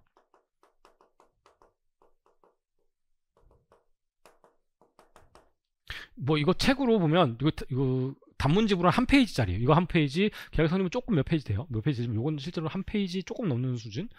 그리고 효력으로 넘어가서 동시이행 항변권, 위험부담, 제3자를 위한 계약, 해지 이렇게 좀 나눠서요. 시험 문제 어떻게 나오냐면요. 자, 계약 총론에서 무조건 한 문제 나옵니다. 자, 우리 시험 4문제 나오죠. 4문제 나오는데 100점 만점이죠. 20점짜리, 40점짜리 하나 있기 때문이에요. 근데 40점짜리도 문제 2개로 나뉘죠. 그러니까 앞으로는요, 이렇게, 저는 항상 이렇게 얘기할 거예요. 우리 시험은 20점짜리 5문제 나온다. 5문이 나온다. 이렇게 얘기를 할 거예요. 자, 이 중에서 계약 총론은요, 한 문제가 나와요. 한 문제가 나오는데 잘 들으세요. 요거 하나 바꿔가면서 나옵니다. 볼까요? 이 앞에 부분 보면요. 거의 매년 한 문제씩 나오죠. 지금 13회까지, 12회까지 한 문제씩 계속 나왔어요. 근데 그거예요. 동의항 이렇게 돌아가서 나오고요. 계약체결상 과실, 이건 2번 나왔고요. 제3자를 위한 계약, 이렇게 돌이하면서 나온다고요. 근데 이게 어떤 텀을 안 주어버릴 수도 있어요. 한 문제 그냥 바로 나올 수도 있어요. 이 5개가 서로 돌아서 나옵니다. 얼마나 쉽겠습니까? 이거. 그쵸? 굉장히 쉬워요. 이거는 틀리면 안 돼요. 올해 뭐 계약체계단 가시려고 뭐 문제 어렵다고 틀리면 안 되는 문제예요. 아예 틀리면 안 되는 문제. 그렇죠. 그리고 플러스 해제가 나올 수도 있어요. 시험 문제 그렇게 나오더라고요. 해제가 나오는데 이렇게 원래 해제 되게 어려운 파트 중에 하나거든요. 해제가 좀 어려운 파트 중에 하나예요. 그런데 우리 시험은 굉장히 쉬워요. 해제 안에서도 아주 쉬운 파트가 나옵니다. 합의 해제하고 법정 해제의 효과, 그리고 제3자 이렇게 3개 정도만 돌아가면서 나와요. 그것도 정리할 수 있어요. 자, 그러면 요거 중에서 하나, 여기서 하나, 이렇게 두 문제가 나오거나 해제 안 나오고 요것만 한 문제, 이런 트렌드입니다. 이게 한번 두 문제 나오면요, 여기서 두 문제 나오면요, 나머지 강론에서 3개가 나와요. 아셨죠? 그렇죠? 자, 목차 깔끔하게 정리하면 단문도 정리가 잘 된다. 시험 문제 이렇게 나옵니다. 아이고, 계약 총론과 강론으로 나눠서 그렇게 시험 문제 나옵니다. 나머지 여기서는 3문제 혹은 4문이 나와요. 3문제 혹은 4문제가 나오는데 이건 강론 들어가서 다시 한번 하겠지만, 자, 1티어, 2티어 이렇게 있습니다. 자, 1티어는요, 매매 계약하고 임대차예요. 2티어가 조금 애매한데 이게 나머지인데, 사실 여기 증여, 그리고 도급, 또 조합 이렇게 들어가요. 그리고 나머지예요, 나머지. 임대차는요, 매년 한 문제에서 두 문제가 나옵니다. 매매는요, 매년 한 문제씩 나왔다가 이거 0.9문제 안 나올 때가 있어가지고 0.9문제. 이거 뭐예요? 어디서든 언제든 나올 수 있다는 얘기예요. 그래서 제 문제집 보면요, 그 기본서 보면요, 임대차가 제일 양이 많아요. 모든 파트 다 해서. 그리고 증여, 도급, 조합도, 조합은요, 이게 왜 애매하다 그러냐면, 조합이 한 번 나왔거든요, 여태까지. 근데 지금 4년 동안에 3번 나왔어요. 올해는 절대 안 나올 것 같은데 또 나왔거든요. 4년 동안에 3번 나왔어요. 왜 그런지 몰라요. 그쵸? 똑같은 문제가 나왔어요. 이해를 도저히 할 수 없다. 증여, 특유제도 나오고 뭐 도급 특유제도 나왔는데, 도급은 똑같은 게 3번 나왔다. 똑같은 논점이. 증여도 똑같은 논점이 2번 나왔다. 자, 이게 2티어. 얘네들 안 나온다? 아니요, 나와요. 그 밑에 거, 나머지 애들이 약간 좀 그런데 아예 안 나오는 몇 가지가 있어요. 그거 빼고는 나올 수가 있다. 그리고 이것도 한 문제 혹은 두 문제. 이건 한 문제. 이 나머지에서 한 문제. 그러니까 민총에서, 계약 총론에서 한 문제 정도 나오고요. 여기서 이거 두 군데 먹고 들어가고, 여기서 하나 나오고, 나머지에서 한 문제 나오는 거예요. 아셨어요? 다시, 계약 총론에서 한 문제 혹은 두 문제가 나오고, 계약 강론에서 여기서 매매 하나, 계약 임대차 하나에서 2개 나오고요. 여기서 하나 나오고요. 여기서 하나 혹은 안 나오고, 여기 두 문제 나오면 여기 안 나오겠고요. 여기 한 문제 나오면 여기 한 문제 나오겠죠. 그렇게 하면 총 5문제 나온다고요. 이해하셨죠? 물론 임대차에서 2문제, 올해는 임대차에서 2문제 나왔죠. 임대차에서 이렇게 2문제가 그냥 나와버리고 매매계약 한 문제 나와서 여기가 3문제가 될 수도 있어요. 그럼 그 다음에 여기 한 문제, 여기 한 문제, 이렇게 시험 문제 나왔죠. 어찌됐든 이렇게 나눠서 생각을 하셔라. 자, 그러면 이번에 구조까지 전부 다 됐네요. 자, 이제 책으로 돌아가 봅시다. 책 벌써 많이 했습니다, 여러분. 제가 이제 시험 문제에 충분히 출제 가능성이 있는 파트다라고 하면요, 명백하게 얘기를 할 거예요. 그렇지 않고 술술술 넘어가면요, 이제 좀 출제 가능성이 굉장히 떨어지는 부분입니다. 특히 우리 시험에서는요. 자, 먼저 계약의 자유라고 일단 먼저가 돼 있는 이유 중에서, 그리고 이 계약의 내용하고 여기 뒤에서 밑에서 쭉 기술해야 되는데, 여기 시험 문제가 그게 나오는 부분은 아닙니다. 이거 단문 따다가 저 뺐어요.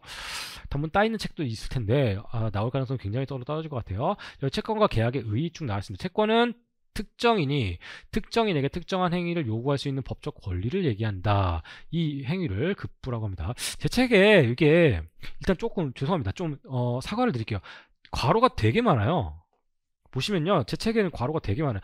방주라고 하죠. 옆으로 그냥 빼버리거나 아니면 각주로 밑으로 내려버리면 책 이렇게 읽어야 되잖아요. 그래서 이거를 좀 가로로 치고 전부 다 좀 글씨를 좀 좀 구분될 수 있게 작은 걸로 하려고 했는데, 이게 편집적으로 좀 문제가 있대요. 그래서 네, 올해는 그게 좀 안 됐어요. 그래서 보시기에 조금 안 좋을 수도 있을 것 같긴 한데 여러분들이 좀 줄 좀 잘 쳐가면서 구분해서 읽으셨으면 좋겠습니다. 좀 사과의 말씀 미리 드리도록 하겠습니다. 이것 때문에 가독성이 좀 떨어져 보여서 좀 조금 속이 상해요. 근데 뭐 저희 편집팀에서 정말 최선을 다하시는 분들이어가지고 네, 이거에 대해서 해결을 조금 해주신다고 다음 기회에 얘기를 들었습니다. 자, 채무는 뭐예요? 채무는 일정한 급부 의무야, 급부 의무. 자, 채권의 발생 원인 뭐가 있을까요? 채권을 발생하려면 어떻게 해야 돼? 내가 여기 서 있어야겠다. 채권을 발생시키려면 뭐가 있어야 한다 그랬어요? 약정 채권, 약정. 무슨 권리라고 하면요. 권리의 발생 변경 소멸은요. 다 두 가지가 떠올라야 돼요. 법률이 규정하고 당사자의 의사. 그쵸? 그럼 채권을 발생시키기 위해서는 뭐예요? 당사자 의사 표시 위해서 법률의 행위 또 법률의 규정 이렇게 있을 거 아니에요. 지금 밑줄 치지 마세요. 이거 웬만하면 밑줄 치지 마세요. 그냥 읽고 넘어가세요. 여러분들은 책에 이제부터 밑줄을 치는다는 의미를 1차 책이랑은 조금 다르게 생각하세요. 1차 책은 뭐예요? 1차 책에서 지금 일단 이렇게 줄 섰어요. 뭐 무명 계약, 아이고 사무관리부담 뭐 이거 의미 뭐 없지만 뭐 이렇게 해서 물권 계약, 신분관계 등의 목적 이렇게 계약을 했어요. 그런 다음에 나중에 와가지고 이 줄친 부분을 또 보려고 그러는 거 아니에요? 결국에는? 그렇죠. 그러니까 1차 과목에서는 중요한 판례 같은 거 밑줄 빡빡 그으세요. 괜찮아요. 너무 많이 긋는 건 안 좋지만 특별히 뭐 안 좋을 것까지도 없어요. 그냥 그으세요. 그리고 이게 OX인지 좀 확인을 책으로 하셔야죠. 그런데 2차 책들은요. 특히 기본서는요. 여러분들이 밑줄을 아무리 그었다는 것은 이걸 단문집으로 옮겨간다라는 각오를 하고 옮기죠. 무슨 말이냐면 사례 문제에 이걸 그대로 갖다 쓴다라는 의미예요. 그러니까 여러분 2차 책에서는 줄을 연필로 그으세요. 연필로 그으세요. 잘못 그어 무조건 잘못 그을 수밖에 없어요. 아예 안 긋지 말고 이해를 위한 부분은 그냥 읽고 이런 거구나. 채권 시험 문제 채권에 대해서 논하시오 안 나와요. 채무에 대해서 논하시오 안 나와요. 하지만 당연히 알고 있어야 하는 내용이죠. 이것 때문에 지금 제가 거의 한 시간 썼는데요. 이해되시죠?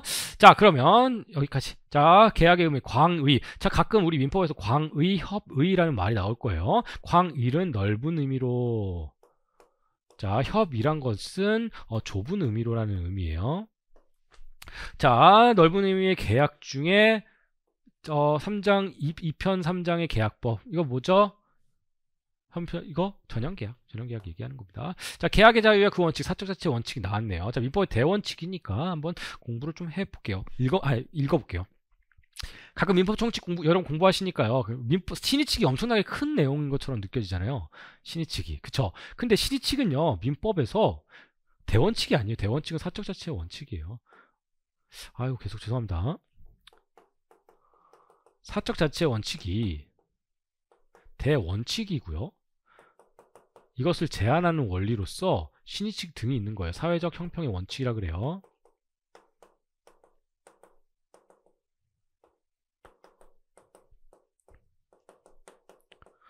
이걸 사적 자치를 니네 너무 마음대로 하면 자유가 많으면 방종이 되더라. 제한합니다. 사회적 형평의 원칙으로 대표적인 게 신의칙이라고요.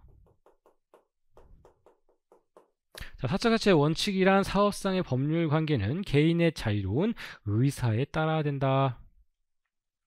이 밑줄도 지금 제가 설명하면서 그은 것처럼 여러분 따라 긋지 마세요. 이렇게 얘기를 해드린다고요. 네. 자, 규율하는 것이 이상적이라고 하는 근대사법의 원칙을 뜻한다. 당사자 사이에서 왜 근대가 될까요? 근대가 넘어가면 이제 국가가 빠져나갑니다. 그래서 전제왕권이 빠져나가요. 왕 마음대로 했던 시기가 더 이상 아니게 됩니다. 시민사회에서 시민의 역할과 시민의 자주성 그리고 그 권리가 굉장히 커진 시기겠죠. 그렇기 때문에 사적자치 원칙, 당사자들 사이에서 관계에서 왕이 직접 딱 등장해서 야, 너는 얘한테 얼마 내? 이것이 법이요. 할 수가 없다는 거예요. 자, 그래서 계약 자유의 원칙, 뭐 근대 민법의 3원칙 뭐 이런 거 있는데 여러분 그런 거 공부 안 하셔도 돼요. 자, 계약 자유의 원칙, 계약 자유의 원칙이란 뭐예요? 민법의 대원칙인 사적 자치의 파생 원칙으로 당사자 간의 자유로운 의사의 합치에 의해서 끝났네요. 사인 간의 자유로운 의사의 합치에 의해서. 자, 의사의 합치 정도만 얘기를 할게요. 밑줄 다시 한번 좀 뒤에 나오겠죠. 밑줄을 제가 그라는 부분 그으세요. 긋고 동그라미 칠한 부분이 있어요. 동그라미 부분은 뭐냐면 키워드예요. 키워드. 그 여러분 그 답안지 보면요. 저는 이제 컴퓨터로 썼죠. 근데 컴퓨터로 쓰면서 최대한 손글씨로 썼어요. 손글씨로. 그거 올려드릴게요. 이거 12회 올해 시험 답안지도 같이 올려드리겠습니다. 제가 손으로 막 썼단 말이에요. 그러면 이걸 채점하는 이 사람 입장에서는 여기 뭘 썼는지 몰라요. 되게 안 읽힙니다. 눈이 이 답안지 채점을 2차 답안지 채점을 한 30명, 40명 정도 넘어가면요. 눈이 진짜 이렇게 쏟아져 나올 것 같아요. 어쩔 수 없이 저는 강사니까 해야죠. 근데 이게 이 안에 무슨 내용이 들어있는지 안 들어있는지 판례를 잘못 쓸 수 있잖아요. 그럼 점수가 어떻게 나가냐고요. 똑같이 쓰면 5점. 이건 이상이 없는데 누가 좀 잘못 썼어요. 얘는 4점이라고 내 마음대로 깎고 막 이렇게 할 수 있을까요? 채점 기준표라는 게 있다고 했잖아요. 채점 기준표에 따라서 가도 애매해요. 그러니까 채점은 뭐예요? 핵심 키워드가 들어있냐 안 들어있냐로 결국 따지게 될 수밖에 없습니다. 이건 다 맞아요. 채점 기준표라는 게 여러분 그 소송도 우리 행정사에서 소송 걸었어요. 행정사 수험생분들께서 채점 기준표가 있어야 공부를 어떻게 해야 되는지 좀 알 수 있을 거기 때문에 산업인력공단은 채점 기준표를 공개하라라고 했어요. 그런데 6번인가 했는데 6번 지금 다른 시험에서도 계속 기각되죠. 그건 아니야. 안 돼야 할 수 없어 라고. 근데 뭐 이거 실제 출제하신 분들 옆에서 운 좋으면 받아볼 수 이런 게 있구나. 이렇게 눈을 이렇게 쓱쓱 볼 기회도 조금씩 있거든요. 자, 다시 사인 간의 자유로운 의사표시. 왜 그러냐면 이 사인 간의 자유로운 의사의 합치라고 하고요. 죄송합니다. 계속 좀 보시기 어렵게 해서 제가 이게 좀 새거 시스템이어가지고요. 적응이 조금 필요하네요. 이 의사의 합치가 어디더라고요. 여러분 공부하시는 방법 때문에 그래요. 책을 조금 넘겨볼까요? 책을 조금 넘겨보면요. 여기에 보시면 계약의 성립이라고 되어 있어요. 그렇죠. 계약의 공통된 성립 요건 해서 뭐가 나와요? 의사의 합치 이렇게 나온단 말이에요. 그쵸? 그러면 의사의 합치란 말이 여기서 언급이 됐잖아요. 몇 페이지입니까? 12페이지죠. 아까 앞에서 의사의 합치 요것만 밑줄 쳤잖아요. 복잡하게 쓸 필요가 없어요. 여기다가 12페이지. 저는 항상 같은 공간 했습니다. 왼쪽 이렇게 하면요. 12페이지. 네모. 연필로. 그러면 12페이지에 가면요. 똑같이 요게 몇 페이지죠? 9페이지라고 써있겠죠. 거기. 자, 이런 식으로. 민법은 앞뒤 양옆 상호작용과 마구마구 연결되어 있다고 그랬어요. 링크 깨지면 여러분 공부 어렵습니다. 저는 이렇게 페이지를 옆에 적어 놓으라는 방법을 좀 많이 강조를 해요. 제가 다 못 따드려요. 이거를 그냥 읽어버려요. 그러니까 여러분들이 요런 내용이 저기 있구나. 요게 밑줄 긋고 나중에 단문 요걸 가지고 어디 단문 사례집으로 갈 거기 때문에 요게 또 언급됐던 부분에 링크를 시켜야겠다라고 여러분들이 스스로 좀 하실 필요가 있어요. 요거는 당연히 단문집으로 갈 건 아니에요. 이런 게 있다라는 것을 말씀드린 거예요. 자, 계약 자유의 원칙은 계약을 체결할 것인지 계약 체결 자유. 이것도 뭐 단문으로 따가지고 이거 암기하세요라고 써 있는 책이 있었어요. 저는 행정사 지금 출판된 거 다 구입해서 한 10년 안에 구할 수 있는 거 싹 다 구해가지고 봤거든요. 근데 이것도 단문으로 굉장히 많이 땄더라고요. 그래서 뭐 계약을 체결할 것인지 계약 체결의 자유, 동그라미 치고요. 뭐 체결할 것인가 상대방 선택의 자유, 최선, 결방. 두 문자 따서 암기하고 넘어가세요. 그렇게 하더라고요. 근데 저는 이런 거 안 나와요. 이런 거 안 나옵니다. 계약 자유의 원칙은 계약 체결의 자유, 계약 상대방을 선택할 수 있는 선택의 자유, 계약 결정의 자유, 방식을 어떻게 할 것인지 방식의 자유, 최선 결방 이렇게 외워야지 하면 왠지 공부된 것 같고 이거 나오면 안 틀릴 것 같잖아요. 근데 제가 아까 뭐라 그랬어요? 사례 문제죠. 요즘 사례 문제는. 다음 계약 자유의 원칙에 대해서 논하시오 보다는 조문과 판례가 명확하게 있는 문제가 나온다고요. 그러니까 이런 부분은 여러분 그냥 암기를 안 하시고 그냥 한번 읽어보셔도 된다. 그리고 별표 쳤었죠? 별표를 지워버리겠습니다. 지워져. 이렇게. 다음에 계약 자유 제한. 제한 필요할까요? 필요하죠. 하겠죠. 자, 계약 자유가 있으면요. 이것을 제한하는 원리가 있다니까요. 자, 필요성. 현대 자본주의가 고도로 발달하고 사회도 복잡사단하게 발전하기 때문에 사회 문제가 초들하니까 이것을 제한하는 제한 원리들이 필요하게 되었습니다. 사회적 형평의 원칙 뭐 이렇게 있는데, 자, 이 제한 대표적인 예가 공법상의 책을 강제하는 경우가 있어요. 자, 이건 공익적인 경우예요. 자, 사회적 형평의 원칙이라고 제가 말씀을 드렸거든요. 사회적 형평이라는 게 뭐예요? 사회적 형평이란 게, 형평의 원칙이 뭐예요? 누가 봐도 이건 너무 차이가 많이 난다. 그러니까 이것을 형평을 위해서 균형을 조정한다라는 거잖아요. 결국에 이거 뭐겠어요? 공익이에요, 공익. 공익적 측면에서 통신 같은 거, 대표적인 통신 같은 거거든요. 독점 기업에 대해서는요, 급부 제공 거절 못하고 반드시 계약을 하도록 되어 있습니다. 사업상의 체결이 강제되는 경우도 있습니다. 자, 이런 건요, 여러분, 이런 건요, 시험 문제 나올까요? 안 나와요. 안 나와요. 그래서 이렇게 밑줄 긋고 동그라미까지 치지 않으셔도 상관이 없습니다.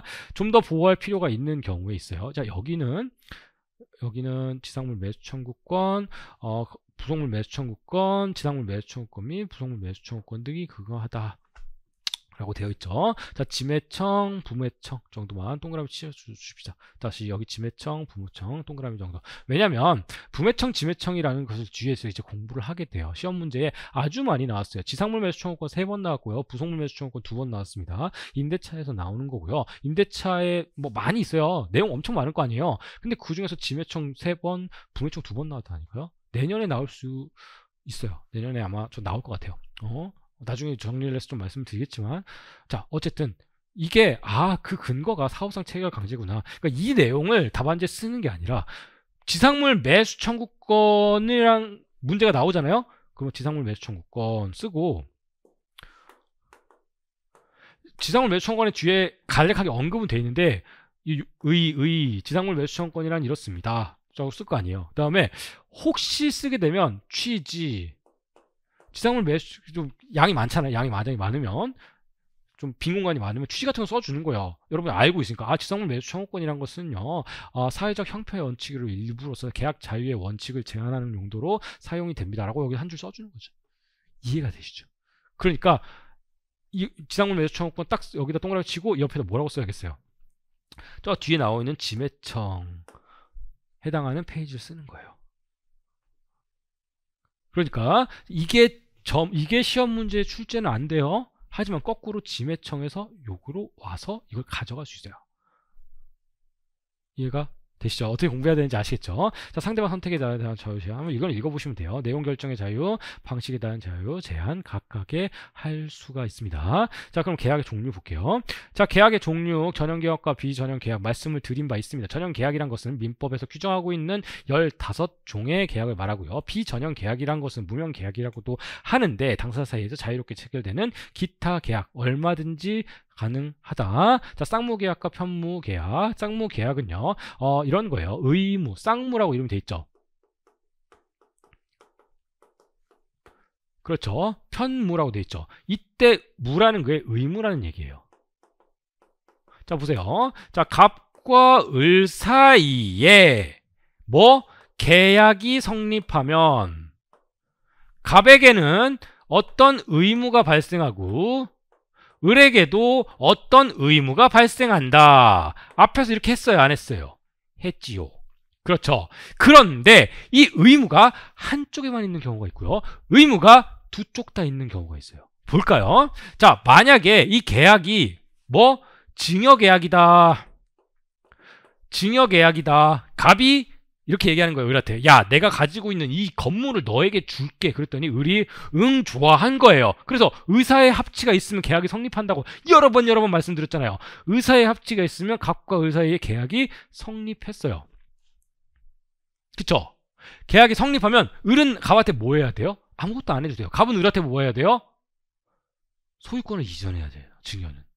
그러니까 이런 것을 우리는 편무계약이라고 그래요. 쌍무계약은요, 의무가 양쪽에 다 있습니다. 여기서 누군가 손을 듭니다. 선생님, 그 말씀은 충분히 잘 알겠는데요. 민법 총칙에서 똑같은 거 한번 배웠거든요. 그때는 왜 그런 게 아니었나요? 이렇게 설명 안 하셨나요? 그러면 저기죠. 나는 총칙 안 하는데요. 네. 농담입니다. 자, 민법 총칙에서 이런 걸 배웠을 겁니다. 갑과 을이 어떤 법률 행위를 해요. 법률 행위. 당사자 목적 의사 표시가 있으면 되죠. 이 법률 행위를 갑과 을 사이에서 하는데 이렇게 배웠다는 거예요. 만약에 의사가 양쪽에 있으면, 법률 행위의 핵심은 뭐예요? 의사니까. 의사가 양쪽에 있으면 그것을 계약이라고 그러고, 의사가 한쪽에만 있으면 단독행위라고 한다. 선생님, 그러면 단독행위와 편무계약 차이점은 뭐예요? 라고 물어본다고요. 그러면 자, 의사가 한쪽에 있으면 단독행위야. 대표적으로 취소권 같은 게 있죠. 취소권은 갑 혼자만이 단독으로 행사할 수 있는 거예요. 나의 의사로만 하는 거예요. 그쵸? 그러면 계약 같은 건요? 선생님, 아까 증여계약 같은 거는 왜 계약이에요? 의사가 한쪽에만 있지 않나요? 보세요. 다시 말할게요. 갑이 이렇게 얘기합니다. 내가 가지고 있는 건물을 가질래? 을이 응, 좋아. 이 두 개의 의사가 있어요, 없어요? 있죠. 의사가 두 쪽에 있어요. 이거는 엄밀히 말해서 계약이에요. 그래서 다만 계약의 결과로서, 계약의 효과로서 의무는 갑에게만 있는 것이기 때문에 편무계약이라고 합니다. 쌍무계약, 편무계약 보시고요. 자, 구별의 실익도 한번 읽어보세요. 이거는 이제 동의항이랑 위헌부담에서 할 텐데, 이렇게 요것만 한번 볼까요? 쌍무계약은 동의항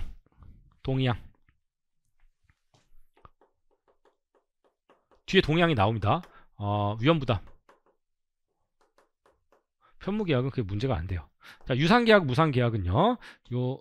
유상계약은 담보책임 이렇게 쓰요. 그렇게. 유상계약은 공짜고요. 무상계약은 공짜고요. 유상계약은 돈을 줘야 됩니다.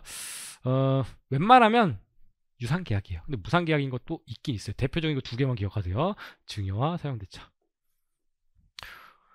자, 낙선계약과 요물계약. 자, 이게 그나마 지금 처음 적어야 될 거예요. 낙선계약이라는 건 당사자 의사만으로 효력이 발생하는 거예요. 즉, 갑과 을이 지금까지 계속 뭐라고 했어요? 계약은 뭐다? 계약은 뭐라 그랬어요? 약속이라 그랬어요. 약속이란 건 뭐예요? 양 당사자의 의사가 있고 플러스 의사가 같아요. 합치. 계속 얘기했잖아요. 그쵸? 그러면 그냥 계약 성립한다고 제가 당연하듯이 여러 번 얘기를 했습니다. 이런 계약을 낙성계약이라고 합니다. 자, 낙성계약이란 것은 당사자의 의사의 합치만으로써 효력이 발생하는 거예요. 그래서 대부분의 계약이 전부 다 낙성계약이에요. 그런데 아주 특별하게 일부가 요물계약이란 게 있어요. 요물계약. 그래서 이 요물계약, 요거는 암기. 요물계약은 당사자의 합의 외에 물건의 인도 기타 급부를 하여야 비로소 성립하는 계약을 말한다. 요물계약. 무슨 말이냐면 당사자의 의사의 합치 플러스 알파가 필요하다는 거예요. 플러스 알파. 이거 급부 이행, 급부 제공 해야지 된다는 거예요. 이게 어디서 나오냐면요. 여러분, 계약금 계약 옆에 좀 써줄까요? 계약금 계약.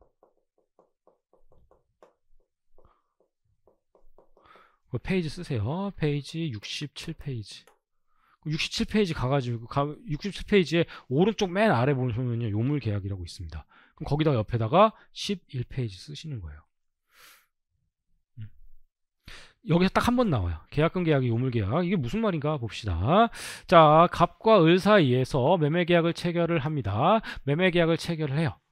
매매할 의사가 있다는 거예요. 맞아요? 플러스 무슨 계약을 하냐면 매매계약을 체결하면서 계약금 계약이라는 걸 해요. 자, 매매계약은 뭐냐면 당사자 사이에서 매매계약의 내용이 뭐예요? 갑은 건물을 을에게 주고 을은 갑에게 돈을 준다가 매매계약의 내용이잖아요. 계약금 계약은요. 일단 계약금을 주고, 만약에 계약금을 일단 주고, 법적으로 죄송합니다. 계약금을 있다면 양 당사자는 이행의 착수가 있기 전에 계약금을 준 사람은 이를 포기하고 계약을 해제할 수 있고 계약금을 받은 사람은 그 배액을 상환함으로써 계약을 해제할 수 있다라는 것이 민법에 있거든요. 한번 들어보셨죠? 사회생활을 하시다가. 자, 그런 것이 계약금 계약이에요. 그런데 이 계약금 계약이라는 것은 재밌는 게 당사자의 의사의 합치만 있으면 되는 게 아니라 실제로 돈을 지급해야 돼요. 계약금을 1천만 원으로 하기로 했는데 실제로는 500만 원만 했잖아요. 그러면 계약금 계약이 성립하지 않아요. 그렇기 때문에 500만 원만 포기하고 계약을 해지할 수가 없습니다. 이해가 되시죠? 이게 계약금 계약, 이게 요물계약이에요. 요물계약의 대표적인 예가 전형계약에서는 현상 관고가 있어요. 요것만 있어요. 나머지 14개는 다 낙성계약이에요. 자, 그러면 다른 일반적인 그냥 우리가 말하는 일반적인 계약 중에서는 계약금 계약, 요게 제일 중요하죠. 보증금 계약도 있습니다. 요것만 정리합시다. 자, 요식계약과 불요식계약. 요식은 방식이 필요한 거고요. 불요식계약은 방식이 필요하지 않는 경우를 얘기합니다. 그리고 기타라고 제가 이거 안 써도 되는데 굳이 썼는데요. 계속적 계약과 일시적 계약이라는 게 있어요. 여러분 계약을 한 번만 하면 되는 거. 매매계약은 계약 몇 번 필요해요? 한 번만 하죠. 그런데 임대차 계약 같은 거 생각해 봅시다. 자, 갑이 가지고 있는 건물을 을이 사용하고 수익한다라는 모습을 생각을 해봅시다. 그러면 이 건물을 을이 받아요. 받아서 살아. 월세를 계속 주면서 살아. 그러니까 뭐예요? 계약의 형태가 어때요? 계속적으로 되는 계약을 계속적 계약이라고 그래요. 자, 매매 예약과 본 계약이라고 되어 있는데 예약과 본 계약 요거는 어디서 하냐면요. 매매 예약. 이 뒤에 보시면 매매 계약이라는 파트가 있습니다. 매매 계약 맨 처음에 일방 예약이라는 부분이 있어요. 거기서 좀 다릅니다. 제가 보충에 여기 썼는데 이거 계속적 계약이 있어서 제 박스가 너무 많죠. 여러분 되게 많죠. 저 박스를 굉장히 사랑합니다. 박스를 굉장히 사랑해야 하는 이유가 뭐냐면 이 계속적 계약 이 보충 내용을 여기다 다 쓸 필요가 없어요. 그냥 그 말대로 그대로 보충이에요. 이해되시죠? 이건 어디랑 연결되냐면요. 민법 총칙과 연결됩니다. 자, 여러분 신의칙의 파생 원칙이란 걸 공부했을 겁니다. 네 가지 무엇이죠? 금반원의 원칙, 그렇죠. 또 실효의 원칙, 또 사정변경의 원칙, 권리남용의 원칙. 그 중에서 사정변경의 원칙으로 해지할 수 있는 경우는 계속적 경우에 하나입니다. 다만 최근 판례에 의하면 일시적 계약의 경우에도 아주 엄격한 요건을 만족하는 경우에 해제할 수 있다고 본 판례도 있다라는 것이 책에 아마 있으실 겁니다. 자, 그 판례가 등장하기 때문에 계약적 계약 뭐 언급해줘야지. 계속적 계약은 해제의 대상이에요? 해지의 대상이에요? 해지의 대상이고요. 해제는 당연히 자유고요. 사정변경의 원칙, 이건 뭐 민총에 나오는 거긴 하지만 사정변경의 원칙이 적용이 됩니다. 사의 귀신 이렇게 해요. 제가 두 문자를 아주 적극적으로 따는 강사는 아니에요. 민법은 두 문자만으로 해결이 잘 안 돼요. 하지만 암기를 줄이기 위해서 여러분 뒤에 문제풀이 강의 들어가면 싹 다 두 문자로 해결되는 경우도 많을 겁니다. 자, 사정변경 원칙 사의 귀신. 사의 귀신이 뭐예요? 기본이 되는 계약의 기초가 되는 사정의 사정의 사정 변경이 있고 그리고 예측 가능성이 없으며 당사자의 귀책사유 즉 고의 또는 과실이 없고 이 계약을 계속 유지하게 된다면 오히려 신의칙에 반하는 경우에 그 당사자는 사정 변경을 이유로 해지할 수 있다라고 되어 있어요. 대표적인 예가 뭐예요? 요거죠. 뭐예요? 판례. 어딨니? 회사. 그렇죠. 회사의 이사 판례. 이걸 좀 되게 자세하게 판례 해설을 하고 싶은데 지금 우리 시험에 2차용으로 나오기보다는 1차에서 하는 부분이기 때문에 판례 몇 개만 갖다 놨습니다. 대표적으로 이거 사정변경이 인정되는 이유가 뭐예요? 이거 보세요. 요건 한번 정리만 한번 해봅시다. 자, 갑은 회사예요. 자, 을이 이사의 이사. 대표이사예요, 대표이사. 두 사이에 계약이 있어요? 없어요? 계약이 있습니다. 고용계약이 맺어져 있어요. 자, A라는 은행이 있는데 A라는 은행이 갑에게 10억을 빌려줬어요. 근데 보통 여러분 회사 운영하시는 분들 많죠, 그쵸? 비웃은 거 아니에요? 너무 커져서 10억이 너무 작아 보여가지고 회사 운영하시는 분들 보통 은행에서 대출 받을 때 어떻게 해요? 회사 재산에다가 담보 넣고 빌리죠. 또 플러스 하나 더 합니다. 안정금 보증 같은 거 합니다. 뭐냐면 이 이사에게 보증을 하라 그래요. 보증을 하라 그래요. 그렇죠? 이건 안 하면 돈을 안 빌려줘요, 아예. 이건 아주 당연한 게 되는 거예요. 당연한 거. 그렇죠. 이렇게 계약을 해요. 근데 보세요. 이 의사가 정년퇴임하게 생겼어요. 종료퇴임해서 나 나간대 빠이빠이 하고 나간대요. 그런데 나가도 나는 계속 보증을 하면 돼요, 안 돼요? 안 되죠. 실제로 이사가 퇴직을 했어요. 퇴임을 하고 갑이 돈을 안 갚으니까 A은행에서 을한테 돈 갚으라고 청구를 한 거예요. 그러니까 을이 화한자겠어요. 나 못 갚어. 그랬더니 야 계약 있잖아. 보증계약 있잖아. 돈 갚아. 그랬더니 못 갚겠어. 너 근거 뭐야? 못 갚는 근거 가져와볼까? 없어요. 못 갚는 근거가 어딨어요. 뭐 계약서를 뒤져보니까 그런 말 있지도 않은데. 아니 계약했으니까 보증계약 해줬으니까 돈 내야지. 그쵸? 그때 사정변경의 원칙을 주장한 겁니다. 사정변경의 원칙 효력이 뭐예요? 두 가지가 있죠. 자, 무조건 모든 경우에 되는 게 아니라 이미 확정된 채권, 퇴직 전까지 확정된 채권은 네가 책임져. 하지만 그 이유는 책임 안 져도 돼. 라고 하는 것이 판례의 태도입니다. 자, 다음에 이제 계약의 성립. 자, 여기서부터가 이제 본격적인 스타트예요. 본격적인 스타트 하려면 어떻게 돼요? 운동화 끈도 묶고 물도 한 잔 마시고 와야 되죠. 잠깐만 쉬었다가 오겠습니다.